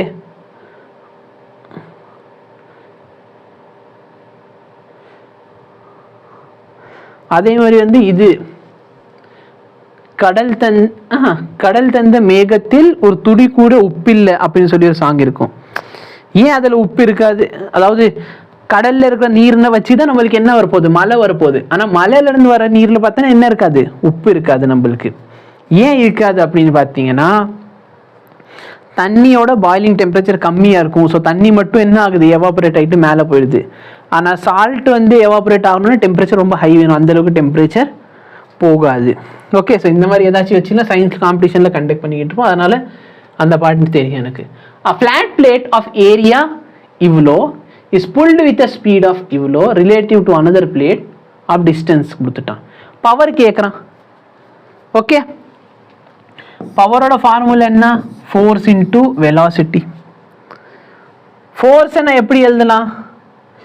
நல்லா பாரு, ஃபோர்ஸோட ஃபார்முலா, விஸ்கஸ் ஃபோர்ஸோட ஃபார்முலா பார்த்தோன்னா நீட்டா ஏரியா dv by dz. இதான் வெலாசிட்டி கிரேடியன்ட் அப்படின்னு சொல்லுவோம். அப்ப நீட்டா a வெலாசிட்டியில் எவ்வளோ சேஞ்ச் ஆகுது வித் ரெஸ்பெக்ட் டு z பக்கத்தில் ஒரு வெலாசிட்டி. இது என்ன கொடுத்துட்டான் 0.1 பாய்ஸ். பட் நம்மளோட SI யூனிட்ல பார்த்தோன்னா இது வந்து என்ன ஆயிரும் 1 பாய்ஸ் வந்து 0.1 ஆக மாறும். SI யூனிட்ல மாத்திரம்னா பாய்ஸ் வந்து 0.1 ஆக மாறும். ஏரியா எவ்வளோ கொடுத்துருக்காங்க 1.5 into 10⁶ மில்லிமீட்டர் ஸ்கொயர். இதை மீட்டர் ஸ்கொயரா மாத்தினா என்ன ஆகும்? இது என்ன ஆகும்? மில்லிமீட்டர் ஸ்கொயர் வந்து மீட்டர் ஸ்கொயரா மாத்தினா என்ன ஆகும்? 10⁻⁻6 வரும். அந்த 10⁻+6 10⁻⁻6 கேன்சல் ஆயிரும். ரூபன் வந்து அருமையான ஒரு டவுட் கேட்டிருக்காரு. வெலாசிட்டி என்ன இங்க 0.4. இந்த எவ்வளோ டிஸ்டன்ஸு 0.15 பக்கத்தில் வெலாசிட்டி. இப்போ நல்லா பாரு மில்லிமீட்டர்ல இருக்கு. இது மில்லிமீட்டர்ல இருக்குன்னா 10⁻⁻3. இந்த வேல்யூ கேன்சல் பண்ணா இது 10 ஆகுமா? இந்த 10 இதோட 1ஆல மல்டிப்ளை பண்ணா 10 into 0.1 வந்து 1 ஆயிரும். இப்போ நல்லா பாரு இந்த வேல்யூ மேலே கொண்டு போயிரு 4 into 4 into 10 அப்போ 160. Excuse me. ஆனால் வாட்டருக்கு பாயிலிங் பாயிண்ட் 100 தானே, பட் ஓஷனில் 100 டிகிரிஸ் இருக்குமா அப்படிங்கிற ஒரு அருமையான கேள்வி இது. கண்டிப்பாக லேக்லேயோ வாட்டர்லேயோ டெம்பரேச்சர் என்ன ஆகாது 100 டிகிரி செல்சியஸ்க்கு போகாது. ஆனாலும் அது என்ன ஆகும்னா அது வந்து ஹீட்டப் ஆகும். சரியா?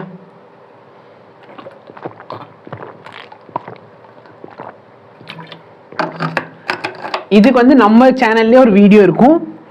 நம்ம சேனலில் வீடியோ தேடி கிடைக்கலன்னா சேம் டாப்பிக்கில் வந்து LMES சேனல்லே வீடியோ இருக்கும். சரியா? 100 டிகிரி செல்சியஸில் தண்ணி சூடாயிருமா? ஐ மீன் இந்த ஓஷன்லேயோ லேக்கில் இருக்க தண்ணி வந்து 100 டிகிரி செல்சியஸ்க்கே போகாது. ஆனாலும் என்ன ஆகும் அது பாயில் ஆகி மேலே போகும். எப்படி? ஏன்னா பாயிலிங் பாயிண்ட் 100 டிகிரி ஆனால் தான் பாயில் ஆகணும். அப்போ அது எப்படி பாயில் ஆகிட்டு மேலே போகுது? ஓகேவா? இது வந்து நம்ம சேனலில் இருக்கும். நம்ம சேனலில் தேடி கிடைக்கிறதுனா LMES சேனலில் போட்டுப்பாரு. LMES சேனல்லே இருக்கும். ஏன் சார் நம்ம சேனலில் கிடைக்காது ஆனால் LMES சேனல் கிடைக்கும்? ஏன்னா அவங்க வீடியோ போட்டாங்கன்னா கொஞ்சம் அனிமேஷனோட போடுறதுனால நிறைய பேர் பார்ப்பாங்க. ஸோ வியூஸ் நிறைய இருக்கும். அதனால் டாபிக் தேடணும்னா யாரோட வியூஸ் அதிகமாக இருக்கும் அவங்க வீடியோ தான் மஸ்ட் ப்ரொமோட் ஆகும். இது பாரு சேம் கொஸ்டின். ஆனால் போன தடவை பார்த்தேன்னா நான் இங்கெல்லாம் இங்கே ஒரு சர்ஃபேஸ் இருக்குது, இங்கே ஒரு ராடு இருந்துச்சு. இந்த ராடு இழுத்தேன். அப்போ அந்த ராடு வந்து ராடோட ஒரே ஒரு ஏரியா மட்டும்தான் என்ன ஆகுது இந்த லிக்விடோட கான்டாக்ட்ல இருக்கு. பட் இப்போ நல்லா பாரு நான் நடுவில் இருக்க ராடு எடுக்க போறேன். அப்போ இந்த ஏரியாவும் கான்டாக்ட்ல இருக்கு, இந்த ஏரியாவும் கான்டாக்ட்ல இருக்கு. அப்போ இந்த டைம் என்ன பண்ண போறோம் 2 times ஏரியான்னு போட போறோம். அப்போ ஃபோர்ஸோட ஃபார்முலா நீட்டா A dV/dz. பட் இந்த டைம் என்ன பண்ணணும் 2 timesனு போட்டுருணும். நீட்டா எவ்வளோ? இதுதான் நீட்டா 0.8. ஏரியா ஆஃப் கிராஸ் செக்ஷன் என்ன கொடுத்துருக்கான் 0.5 மீட்டர் ஸ்கொயர். அப்படின்னா 0.5 1/2 கூட போடலாம். வெலாசிட்டி என்ன 0.6. dz நல்லா பாரு இந்த எக்ஸ்ட்ரீம் லென்த் எவ்வளோ 1.2 சென்டிமீட்டர். 1.2 சென்டிமீட்டர் மீட்டர் மாத்தினா 10⁻⁻2 into 2. இப்போ நல்லா பாரு இந்த 2 கேன்சல். இந்த வேல்யூ 1 time, இந்த வேல்யூ 2 times. இது இதோட கேன்சல் பண்ண 0.4.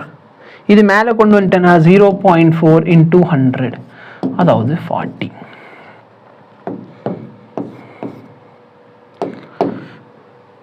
A bimetallic strip consists of metal A, metal B. It is mounted rigidly at the base as shown. Metal ஏவோட கோஎஃபிஷியன்ட் வந்து அதிகமாக இருக்குது. அப்படின்னு என்ன அர்த்தம்? நான் கொடுக்குற டெம்பரேச்சருக்கு மெட்டல் ஏ வந்து அதிகமாக பெண்ட் ஆவாங்க. என்ன formula sir? Delta L is equal to L alpha delta T. இப்போ நல்லா பாரு ரெண்டுத்தோட லென்த்து சேம். சரியா? ரெண்டுத்துக்கும் ஒரே டெம்பரேச்சர் கொடுத்தோம், இதுவும் சேம். அப்போ டெல்டா எல் வந்து டைரக்ட்லி ப்ரொபோஷனல் டு என்ன ஆல்ஃபா. ரெண்டுமே சேம் கிடையாது, டைரக்ட்லி ப்ரொபோஷனல் டு ஆல்ஃபா. அப்போ எதோட ஆல்ஃபா அதிகமாக இருக்கும் அதோட லென்த் என்ன ஆகும் அதிகமாக இன்க்ரீஸ் ஆகும். இதெல்லாம் நான் கிளாஸில் எக்ஸ்பிரிமெண்ட் மாதிரி பண்ணி காமிச்சேன். ஞாபகம் இருக்கா? ஒரு பயோமெட்டலிக் ஸ்ட்ரிப் உட்காந்து எரிச்சேன், அந்த ஸ்ட்ரிப் வந்து இப்படி வளைஞ்சிச்சு இல்லை இப்படி மேலே வளைஞ்சிச்சு, ரெண்டுமே செஞ்சு காமிச்சேன். அப்போ என்ன ஆக போகுதுன்னா ஏவோட வேல்யூ அதிகம்னா ஏ வந்து அதிகமாக பெண்ட் ஆகணும், அதிகமாக வளையும். இவன் கொஞ்சோண்டு எக்ஸ்டெண்ட் ஆவான், இவன் இங்கே வரைக்கும் போவான். ஆனால் இவன் என்ன ஆகுவான் இந்த அளவுக்கு ஆகுனா. ஆனால் இது ரெண்டுத்தையும் நம்ம என்ன பண்ணியிருக்கோம் சால்ட்ரிங் பண்ணியிருக்கோம், சேர்த்து வந்து என்ன பண்ணியிருப்போம்னா வெல்டிங் பண்ணியிருப்போம். அப்போது என்ன ஆவாங்கன்னா இவன் வந்து இவ்வளோ இப்படியே பெண்ட் ஆவான், இவன் இப்படி பெண்ட் ஆவான். புரியுதா? சேர்ந்து வந்து நம்ம ரெண்டுத்தையும் வெல்டிங் பண்ணியிருக்கனால இவன் அதிகமாக பெண்ட் ஆயிடுவான். வீடியோ லேகிங் அண்ணா, எல்லாருக்கும் வீடியோ லேக் ஆகுதா? ஏன்னா நான் சேட் பாக்ஸ் வந்து ஜூம் பண்ணி வச்சிருக்கேன், அதனால எனக்கு வீடியோ தெரியாது. So bend towards right side இது பெண்ட் ஆவாங்க. எக்ஸஸ் ப்ரெஷர் இப்போ டைரக்டான ஃபார்முலாப்பா சொல்லியா? சோப் பபுளில் கேட்டால் என்ன ஆன்சர்?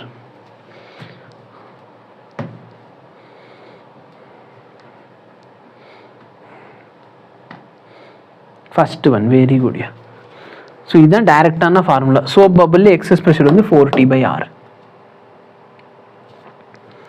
சரி நல்லா பாரு. சப்போஸ் சரியா நம்ம ஆல்ரெடி சால்வ் பண்ண கொஸ்டினே வந்துச்சுன்னா இந்த கொஸ்டினை பார்த்தோன்னு என்ன பண்ணிடலாம், இப்போ நான் பண்ணிக்கிட்டு இருந்த பத்தியா மார்க் பண்ணிட்டு போகிறது, அது பண்ணலாம். சரியா? ஆனால் அதுக்கு என்ன பண்ணியிருக்கணும், படிச்சுட்டு போயிருக்கணும். நீ படிக்காமல் போயிட்டேன்னு வச்சுக்கோ, உன்னால் அந்த மாதிரி மார்க் பண்ண முடியுமா? பண்ண முடியாது. அப்புறம் உட்காந்து யோசிப்பேன், ப்ரெஷருக்கு என்னடா ஃபார்முலா பார்த்தோம், அன்னை கூட அதை கூகுளில் பார்த்துட்டு வந்தாரே. சரியா? ஸோ அதை ஞாபகம் வச்சுக்கோ. கொஸ்டின் எல்லாமே நம்ம சால்வ் பண்ணிட்டு போயிருக்கோம்னா இந்த மாதிரி டப்புன்னு தட்டிட்டே போயிடலாம். There is a hole of area A at the bottom of the cylindrical vessel. Water is filled up to a height h and water flows out in t second. If water is filled to height 4h, அப்போ வெளியே வரதுக்கு எவ்வளோ time ஆகும்? நல்லா பாரு. இதுக்கு டீயோட formula என்ன? D வந்து நம்ம இதில் இருந்து கீழே விழுகிற மாதிரி தான். சரியா? Is proportional to √2h/g. அந்த ஃபார்முலா இருக்கா? கரெக்டா? அப்போ நல்லா பாரு. ஃபர்ஸ்ட் வந்து ஹச் ஹைட்லேருந்து கீழே விழுகிறதுக்கு டைம் டி எப்போ நீங்கள் ஹச் ஹைட்லேருந்து கீழே விழுகிறீங்க. அப்போ டைம் என்னன்னு கேட்குறேன். நீங்கள் எப்போ 4h ஹைட்லேருந்து கீழே விழுங்க, 4h ரூட் எடுத்தால் 2 டைம்ஸ். அப்போ முன்னாடி டைமோட இப்போ எவ்வளோ டைம் வரும்? 2 டைம்ஸ் டி வரும். புரியுதா?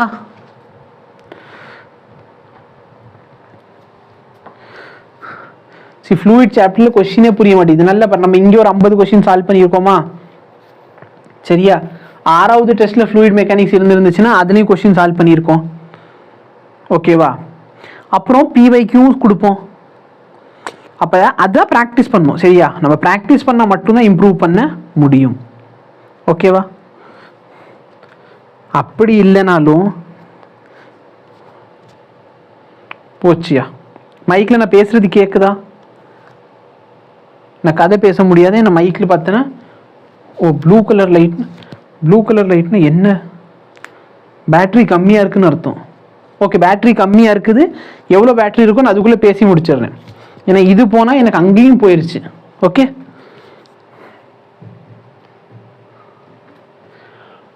two wire of same material having the length 1 and 21. If the force is applied to each, if the force F is applied to each, the ratio of work done in the two wire. Work done கேக்குறாங்க. work done ஓட formula என்ன? force into displacement, basically force into delta L. இதான் work done ஓட formula. கரெக்டா? அது L to L. Okay. இதோட length L, அதோட length 2L. Okay, அது 21. தேங்க்யூ. அப்போ 2 வயர் இருக்கு, அதோட டயமீட்டர் சேம். அப்போ ஏரியாவும் சேமா இருக்கணும். ஆஃப் சேம் மெட்டீரியல், அப்போ யங்ஸ் மாடுலஸும் சேம். அப்போ நல்லா பாரு, இந்த டெல்டா எல்னா எப்படி எழுதலாம்? ஃபோர்ஸு அப்பான் ஏரியா எல்லு அப்புறம் டெல்டா யங்ஸ் மாடுலஸ். இப்போ நல்லா பாரு, எதெல்லாம் constant? Force constant, area constant, Young's modulus constant. அப்போ இந்த டெல்டா எல் வந்து எதுக்கு ஈக்குவல் ஆயிரும்? எல்லுக்கு. அப்போ work done 1 by work done 2 வேணும்னு சொன்னா force 1 L1, force 2 L2. Force சேமா இருக்கு, கேன்சல் பண்ணிடு. L1 பை L2 என்ன?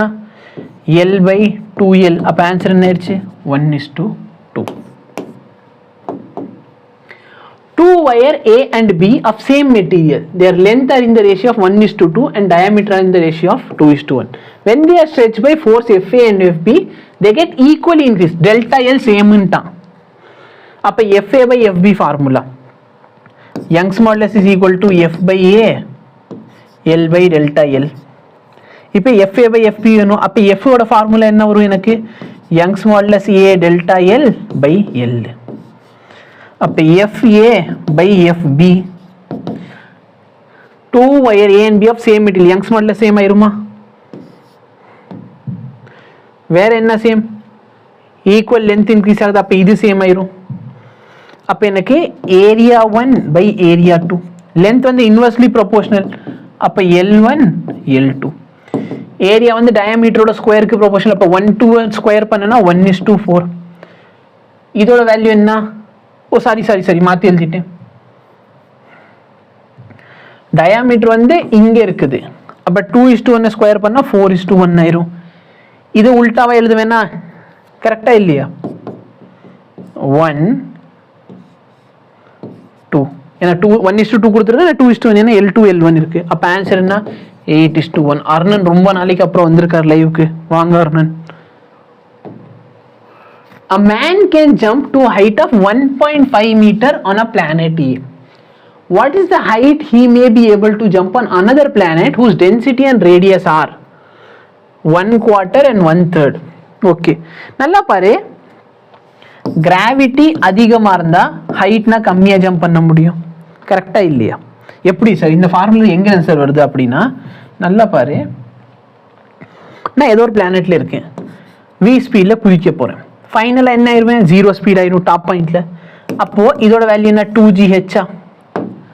அப்ப நான் சேம் ஸ்பீட்ல குதிக்கிறேன்னு சொன்னா கிராவிட்டி அதிகமா இருந்தா நான் ஹைட் கம்மியா குதிக்க போறேன், அவ்வளவுதானே கான்செப்ட். புரியுதா இல்லையா? அப்ப என்ன கேக்குறாங்க? g1 by g2 வந்து எதுக்கு ஈக்குவலா இருக்கும்?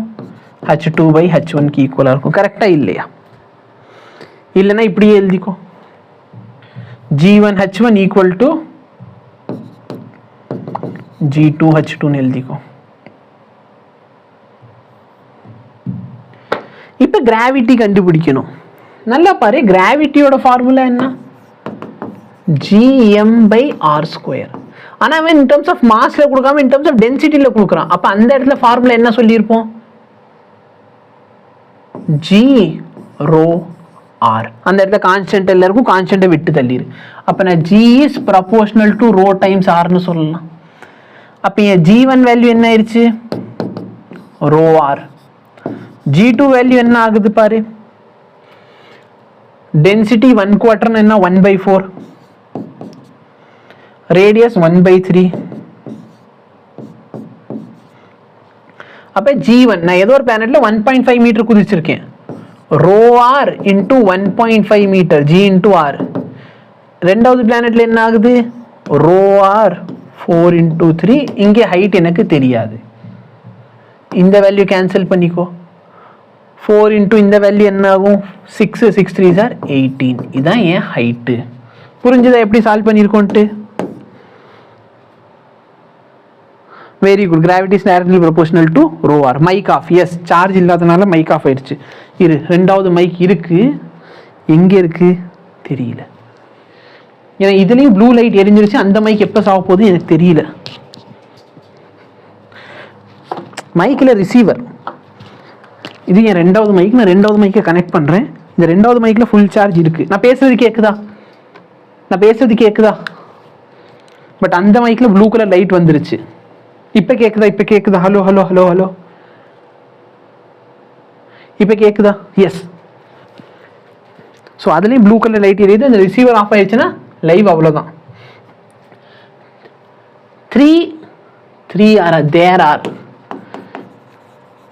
There are two body of mass 100 kg and 1000 kg separated by a distance of 1 meter.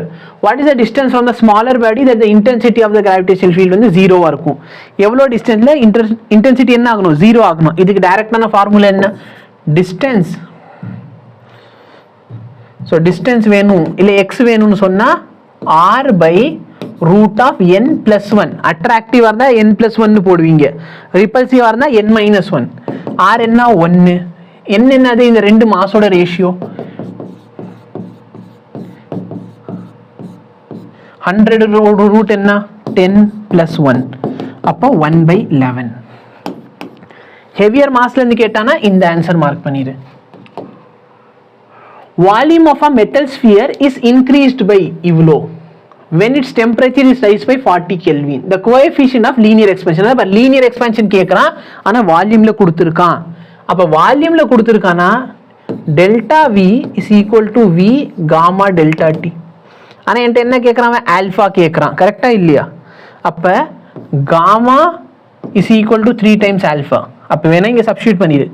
delta V by V is equal to 3 alpha delta T. எவ்வளோ பர்சன்டேஜ் சார் இன்க்ரீஸ் ஆகுது? 24, 0.24. கரெக்டா? 3 ஆல்ஃபாவோட value தெரியாது. Temperature எவ்வளோ difference? 40. கரெக்டா இல்லையா? Divide by 100 ஏன் percentage இருந்துச்சு. இப்போ நல்லா பாரு, இந்த வேல்யூ என்ன ஆகும்? 0.08 வருமா 8 வருமானு யோசிக்கிறேன். 0.8 வரும். சரியா? இந்த வேல்யூ இங்கே வந்துருச்சுன்னா 0.002. இது மேலே கொண்டு வந்துட்டேன்னா இன்னும் டிவிஷனில் போயிடும். அப்போ 2 into 10 power minus 5. 2ன்னு இருக்கியா இந்த ஒரு ஆப்ஷனில் தான். சால்வ் பண்ணிடு. ஓகேவா? 8 into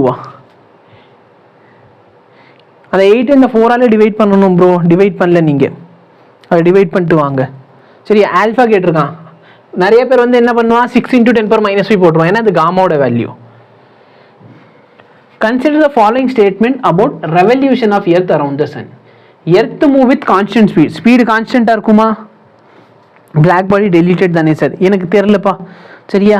அதோட ஆன்சர் சொல்லிட்டு டெலீட்னா விட்டுருங்க. நல்லா பாரு, இந்த இடத்துல அப்போஜி, இந்த பாயிண்ட் பெரிஜின்னு இருக்குமா?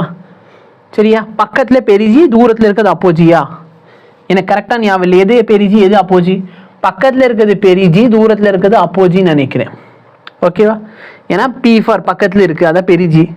இல்லை நான் என்ன ஞாபகம் வச்சுருப்பேன், நான் ஏ ஃபார் ஏ வந்து பக்கத்தில் இருக்குது, பி வந்து தூரமாக இருக்குது. எனக்கு தெரிஞ்சு மேலே இருக்கதான் கரெக்ட்னு சொல்லிக்கிட்டு இருக்கேன்னு நினைக்கிறேன்.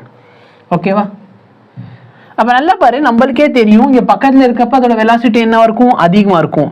இந்த டைமில் இதோட வெலாசிட்டி அதிகமாக இருக்கும், ஆனால் இங்கே போகிறப்ப வெலாசிட்டி கம்மியாயிரும். அப்போ ஸ்பீடு கான்ஸ்டன்ட்டா? கிடையாது. ஆங்குலர் வெலாசிட்டி கான்ஸ்டன்ட்டா? கிடையாது. ஆங்குலர் மொமெண்டம் கான்ஸ்டன்ட்டா? எஸ். சரியா? L is equal to mvr. இது கான்ஸ்டன்ட்டா இருக்கும். ஆனால் ஆங்குலர் வெலாசிட்டி கான்ஸ்டன்ட் கிடையாது, இதுவும் கான்ஸ்டன்ட் கிடையாது. The earth same area of space in the same amount of time no matter when. இங்கிலீஷை கொண்டு எடுத்து வச்சுட்டாங்க. அதாவது என்ன சொல்ல வராங்கன்னா, எர்த்து அது பேர் என்ன, same area of space in same amount of. Earth sweeps அந்த வார்த்தையை விட்டுட்டாங்க. சரியா? Sweeps same area of space. சரியா? சேம் ஏரியா ஸ்பேஸ்லாம் ஒன்று தானே. Sweep same area in same interval of time. So அதாவது ரெண்டாவதுல இது கரெக்டாக இல்லையா? ஸோ இது கரெக்ட். ஸோ பெரிஜி வந்து பக்கத்தில் இருக்குது அப்படின்னு சொல்லிட்டாங்க. Thank you so much. ஓகேவா? நாலாவது என்ன, earth move with angular oscillation. ஆக்சுவலாக கொஸ்டினில் வந்து angular oscillation same angular oscillation இருக்கணும். இது கரெக்டு. வெறும் ஆங்குலர் ஆக்சிலேஷன் கொடுத்துருக்காங்க. ஆமாம் சார், ஒரு ஆப்ஜெக்ட் சுற்றுனா அதுக்கு ஆங்குலர் ஆக்சிலேஷன் இருக்கணும். கரெக்டாக இல்லையா? பட் சேம்னு கொஸ்டினில் மென்ஷன் பண்ணல. ஸோ சேம் ஆங்குலர் ஆக்சிலேஷன் இல்லை, சேம் ஆங்குலர் மொமெண்டமில் சுற்றும். Inside a uniform spherical shell.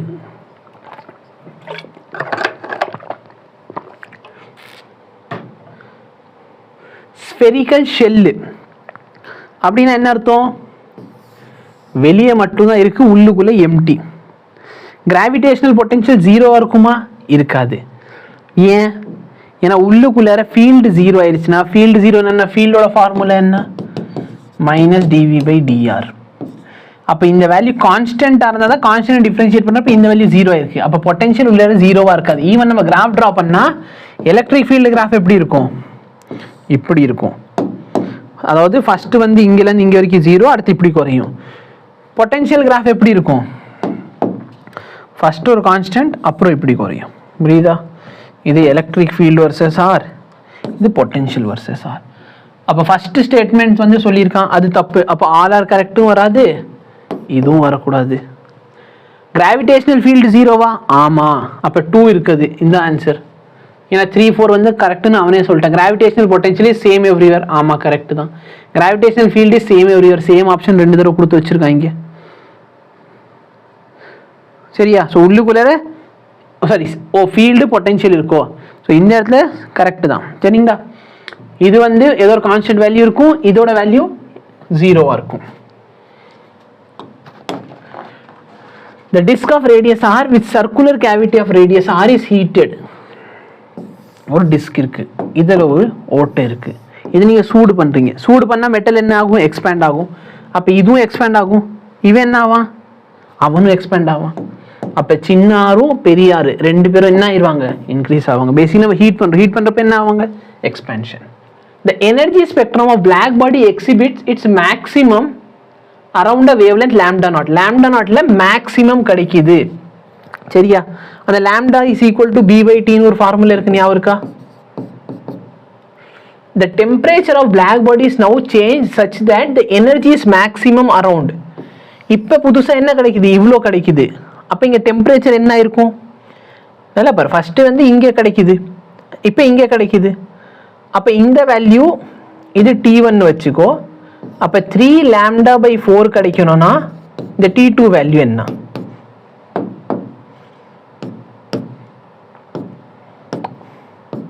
T2 பார்த்தோன்னா 4 by 3 டைம்ஸ் ஆயிடுச்சா T1க்கு. இப்போ அவங்க என்ன கேட்குறாங்க? the power radiated. Power radiated என்ன? நல்லா பாரு, ஸ்டீஃபன்ஸ் கான்ஸ்டன்ட் யூஸ் பண்ணுறோன்னா நம்மளோட எனர்ஜி, சரியா? எனர்ஜியை டைமில் டிவைட் பண்ணால் பவர். அப்போ எனர்ஜி பார்த்தீங்கன்னா 4th பவர் ஆஃப் டெம்பரேச்சருக்கு ப்ரொபோஷனல் படிச்சிருக்கீங்களா? இல்லையா? 4th பவர் ஆஃப் டெம்பரேச்சருக்கு proportional. In terms of wavelength கொடுத்தா நான் in terms of wavelength என்ன பண்ணிட்டேன்? இன் டர்ம்ஸ் ஆஃப் டெம்பரேச்சருக்கு மாற்றிருக்கேன். அப்போ 4th பவர் ஆஃப் டெம்பரேச்சருக்கு ப்ரொபோஷனல். அப்போது E1 by E2, initial temperature T, final temperature என்னது? 4 by 3 டைம்ஸ். இதை கியூப் பண்ணிடு. சரி, பவர் 4ன்னு போடுவியோ?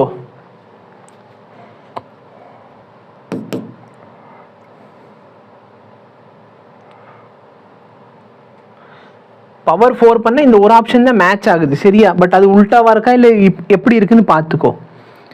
3 by 4 இருக்கு. அப்போ இதோட ரெசிப்ரோக்கல் 4 by 3 வரும். வெயிட் பண்ணு, கரெக்டாக தானே போகிறேன். 4 by 3 ஹோல் பவர் என்னது? 4t power 4. இதோட வேல்யூ என்ன வருது?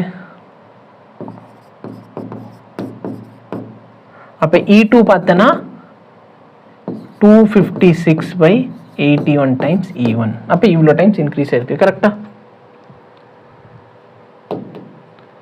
Consider 2 hot body B1 and B2 which have temperature 180 degree at T is equal to 0. The temperature of the surrounding is 40. Rate of cooling கேட்குறாங்க. Rate of cooling நம்மளுக்கு சிலபஸில் கிடையாது.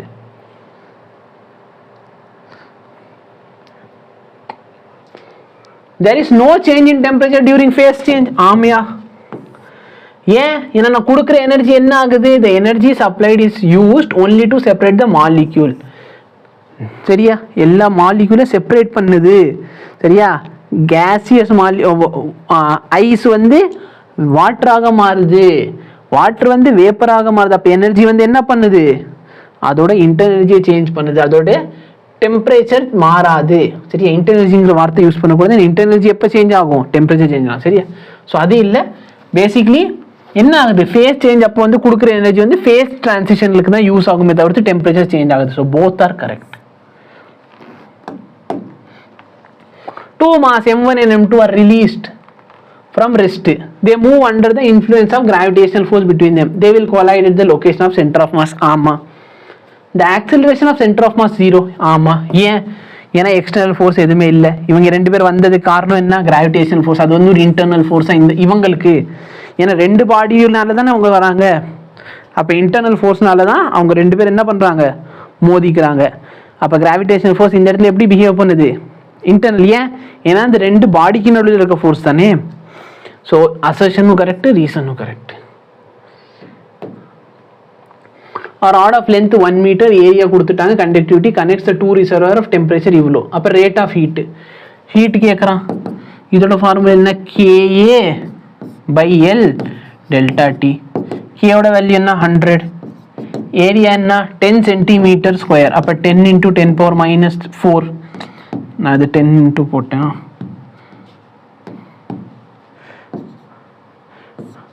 Length எவ்வளோ கொடுத்துருக்காங்க? 1 metre. Temperature difference என்ன? இதுலேருந்து இங்கே போகிறதுக்கு டெம்பரேச்சர் எவ்வளோ சார் மாறுது? எனக்கு 30 தெரியுது. இப்போ நல்லா பாரு, 2 0 3 0 4 0. இந்த 4 0 இந்த 10 power minus 4 கேன்சல் ஆயிடுச்சுன்னா ஆன்சர் 3.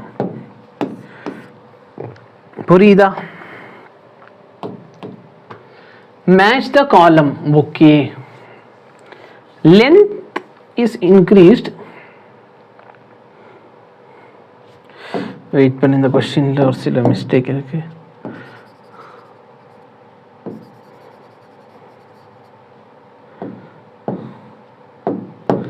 நல்லா பாரு, லென்த்தை வந்து 4 times ஆக்குறீங்க, சரியா? அப்ப சேஞ்ச் இன் லென்த்தோட ஃபார்முலா ஃபர்ஸ்ட் எழுது. Delta L is equal to force upon area length upon Young's modulus. இப்போ லென்த்தை 4 times ஆக்குனா என்னோட சேஞ்ச் இன் லென்த் என்ன ஆகும்? 4 times ஆகும். அப்போ ஏக்கு கியூ வரணும். ஏக்கு கியூ இது ரெண்டே ஆன்சரே கிடையாது. பிக்கு ஆர்னு ரெண்டுலையுமே கொடுத்துட்டான். எப்படி சார்? நல்லா பாரு, ஏரியா 1/3 ஆகுது, இன்வெர்ஸ்லி ப்ரொபோர்ஷன். ஏரியா கம்மியாச்சுன்னா சேஞ்ச் இன் லென்த் வந்து அதிகமாகணும். அப்போ 3 times. ஆமாம், எம்மை குறைச்சா லென்த் என்ன ஆகும்? இன்க்ரீஸ் ஆகும். அப்போ சிக்கு வந்து பி இங்கே இருக்கு. புரியுதா? எம் பேசிக்கலி எங்கேருந்து வந்துச்சு? இந்த இடத்துல ஃபோர்ஸ் இருக்கு பார்த்தியா? ஃபோர்ஸ் என்ன? Mass into gravity. அப்போ எம் ரெடியூஸ் ஆச்சுன்னா ஆட்டோமேட்டிக்லி டெல்டா எல்லும் ரெடியூஸ் ஆகும். ஏன்னா இந்த இடத்துல எம் தான், எம் இன்டு ஜி தான் நம்மளுக்கு ஃபோர்ஸு. ஓகே, இந்த இடத்துல இந்த எக்ஸ்டென்ட் டயக்ராம் என்ன பண்ணுது? அப்போ நான் என்ன அர்த்தம்? கெமிஸ்ட்ரியில் வந்து ஏதோ ஒரு கொஸ்டினில் டயக்ராமே இல்லாமல் கொஸ்டின் இருக்குது. ஏன்னா அதோட டயக்ராம் இங்கே கிடக்குது. An object is gently released in water. Then which of the following statement is correct? நம்ம ஒரு ஆப்ஜெக்ட் தண்ணியில் வைக்கிறீங்க, டென்சிட்டி ஆஃப் த ஆப்ஜெக்ட் கம்மியாக இருந்தால் அது சிங்க் ஆயிருன்றான். டென்சிட்டி கம்மியாக இருந்தால் என்ன ஆகும்? ஃப்ளோட் ஆகணும். The density of object is less than the water. The whole object is emerged in water. அப்படின்னா என்ன? திரும்பி உள்ளே போயிடுச்சுன்னு அர்த்தம். The density of object is more. Density of the object அதிகமாக இருந்தால் கீழே போகும் with constant acceleration. இது தப்பு. கான்ஸ்டன்ட் ஆக்சிலரேஷன் வரக்கூடாது, கீழே போகும். ஏன்னா டென்சிட்டி அதிகமானது கீழே போகும். ஆனால் கான்ஸ்டன்ட் ஆக்சிலரேஷனில் போகுமா? போகாது. Density of the object is more than water. இந்த object attain a constant velocity after some time. இதுதான் விஸ்காசிட்டி கான்செப்ட், சரியா? So suppose density of the object அதிகமாக இருந்தால் என்ன ஆகும்? அது கீழே போகும். கீழே போகிறப்ப ஃபர்ஸ்ட் அதோட வேகம் கூடிக்கிட்டே போகும். அப்புறம் என்ன ஆகும்? ஒரு இடத்துல குறிப்பிட்ட இடத்துக்கு அப்புறமேல அது ஒரு டெர்மினல் வெலாசிட்டி அட்டைன் பண்ணிடும், சரியா? So no acceleration. அதோட வெலாசிட்டி என்ன ஆயிடும்? ஒரு கான்ஸ்டன்ட் ஆயிடும். மேலே இங்கே என்ன கொடுத்துருக்கணும்? சிங்குக்கு பதிலாக ஃப்ளோட்னு கொடுத்துருக்கணும். ஓகேவா? ஸோ இதோட பார்த்தோன்னா இந்த டெஸ்ட் சீரீஸ் ஓவர். சரியா? ஓகே, புரிஞ்சு. ஸோ மைக் ஆஃப் ஆகிறதுக்குள்ளே நான் முடிச்சிடுறேன் லெக்சரை. ஏன்னா மைக்கை சார்ஜில் போட மறந்துடுச்சு. ஓகேவா? ஓகே, ஸோ இதோட பார்த்தீங்கன்னா 8th முடியுது. நம்ம நெக்ஸ்ட் பார்த்தீங்கன்னா மண்டே நைட் வந்து 9th லெக்சரில் சந்திப்போம். ஓகேவா? ஸோ நாளைக்கு சண்டே ஈவினிங் பார்த்தீங்கன்னா ஆக்சுவலாக நான் வெளியே போகிறேன், ஒரு ஃபேமிலி ப்ரோக்ராம்னால வெளியே போயிடுவேன். ஸோ ஈவினிங் வந்து மென்டர்ஷிப் செஷன் மட்டும் இருக்கும், கொஸ்டின் பேப்பர் சால்விங் இருக்காது. நாளைக்கு மண்டே இருக்கும். மண்டே நைட்டு பார்த்தீங்கன்னா நம்மளுக்கு 9th கொஸ்டின் பேப்பர் நம்ம சால்வ் பண்ணுவோம். So thank you so much, have a nice day.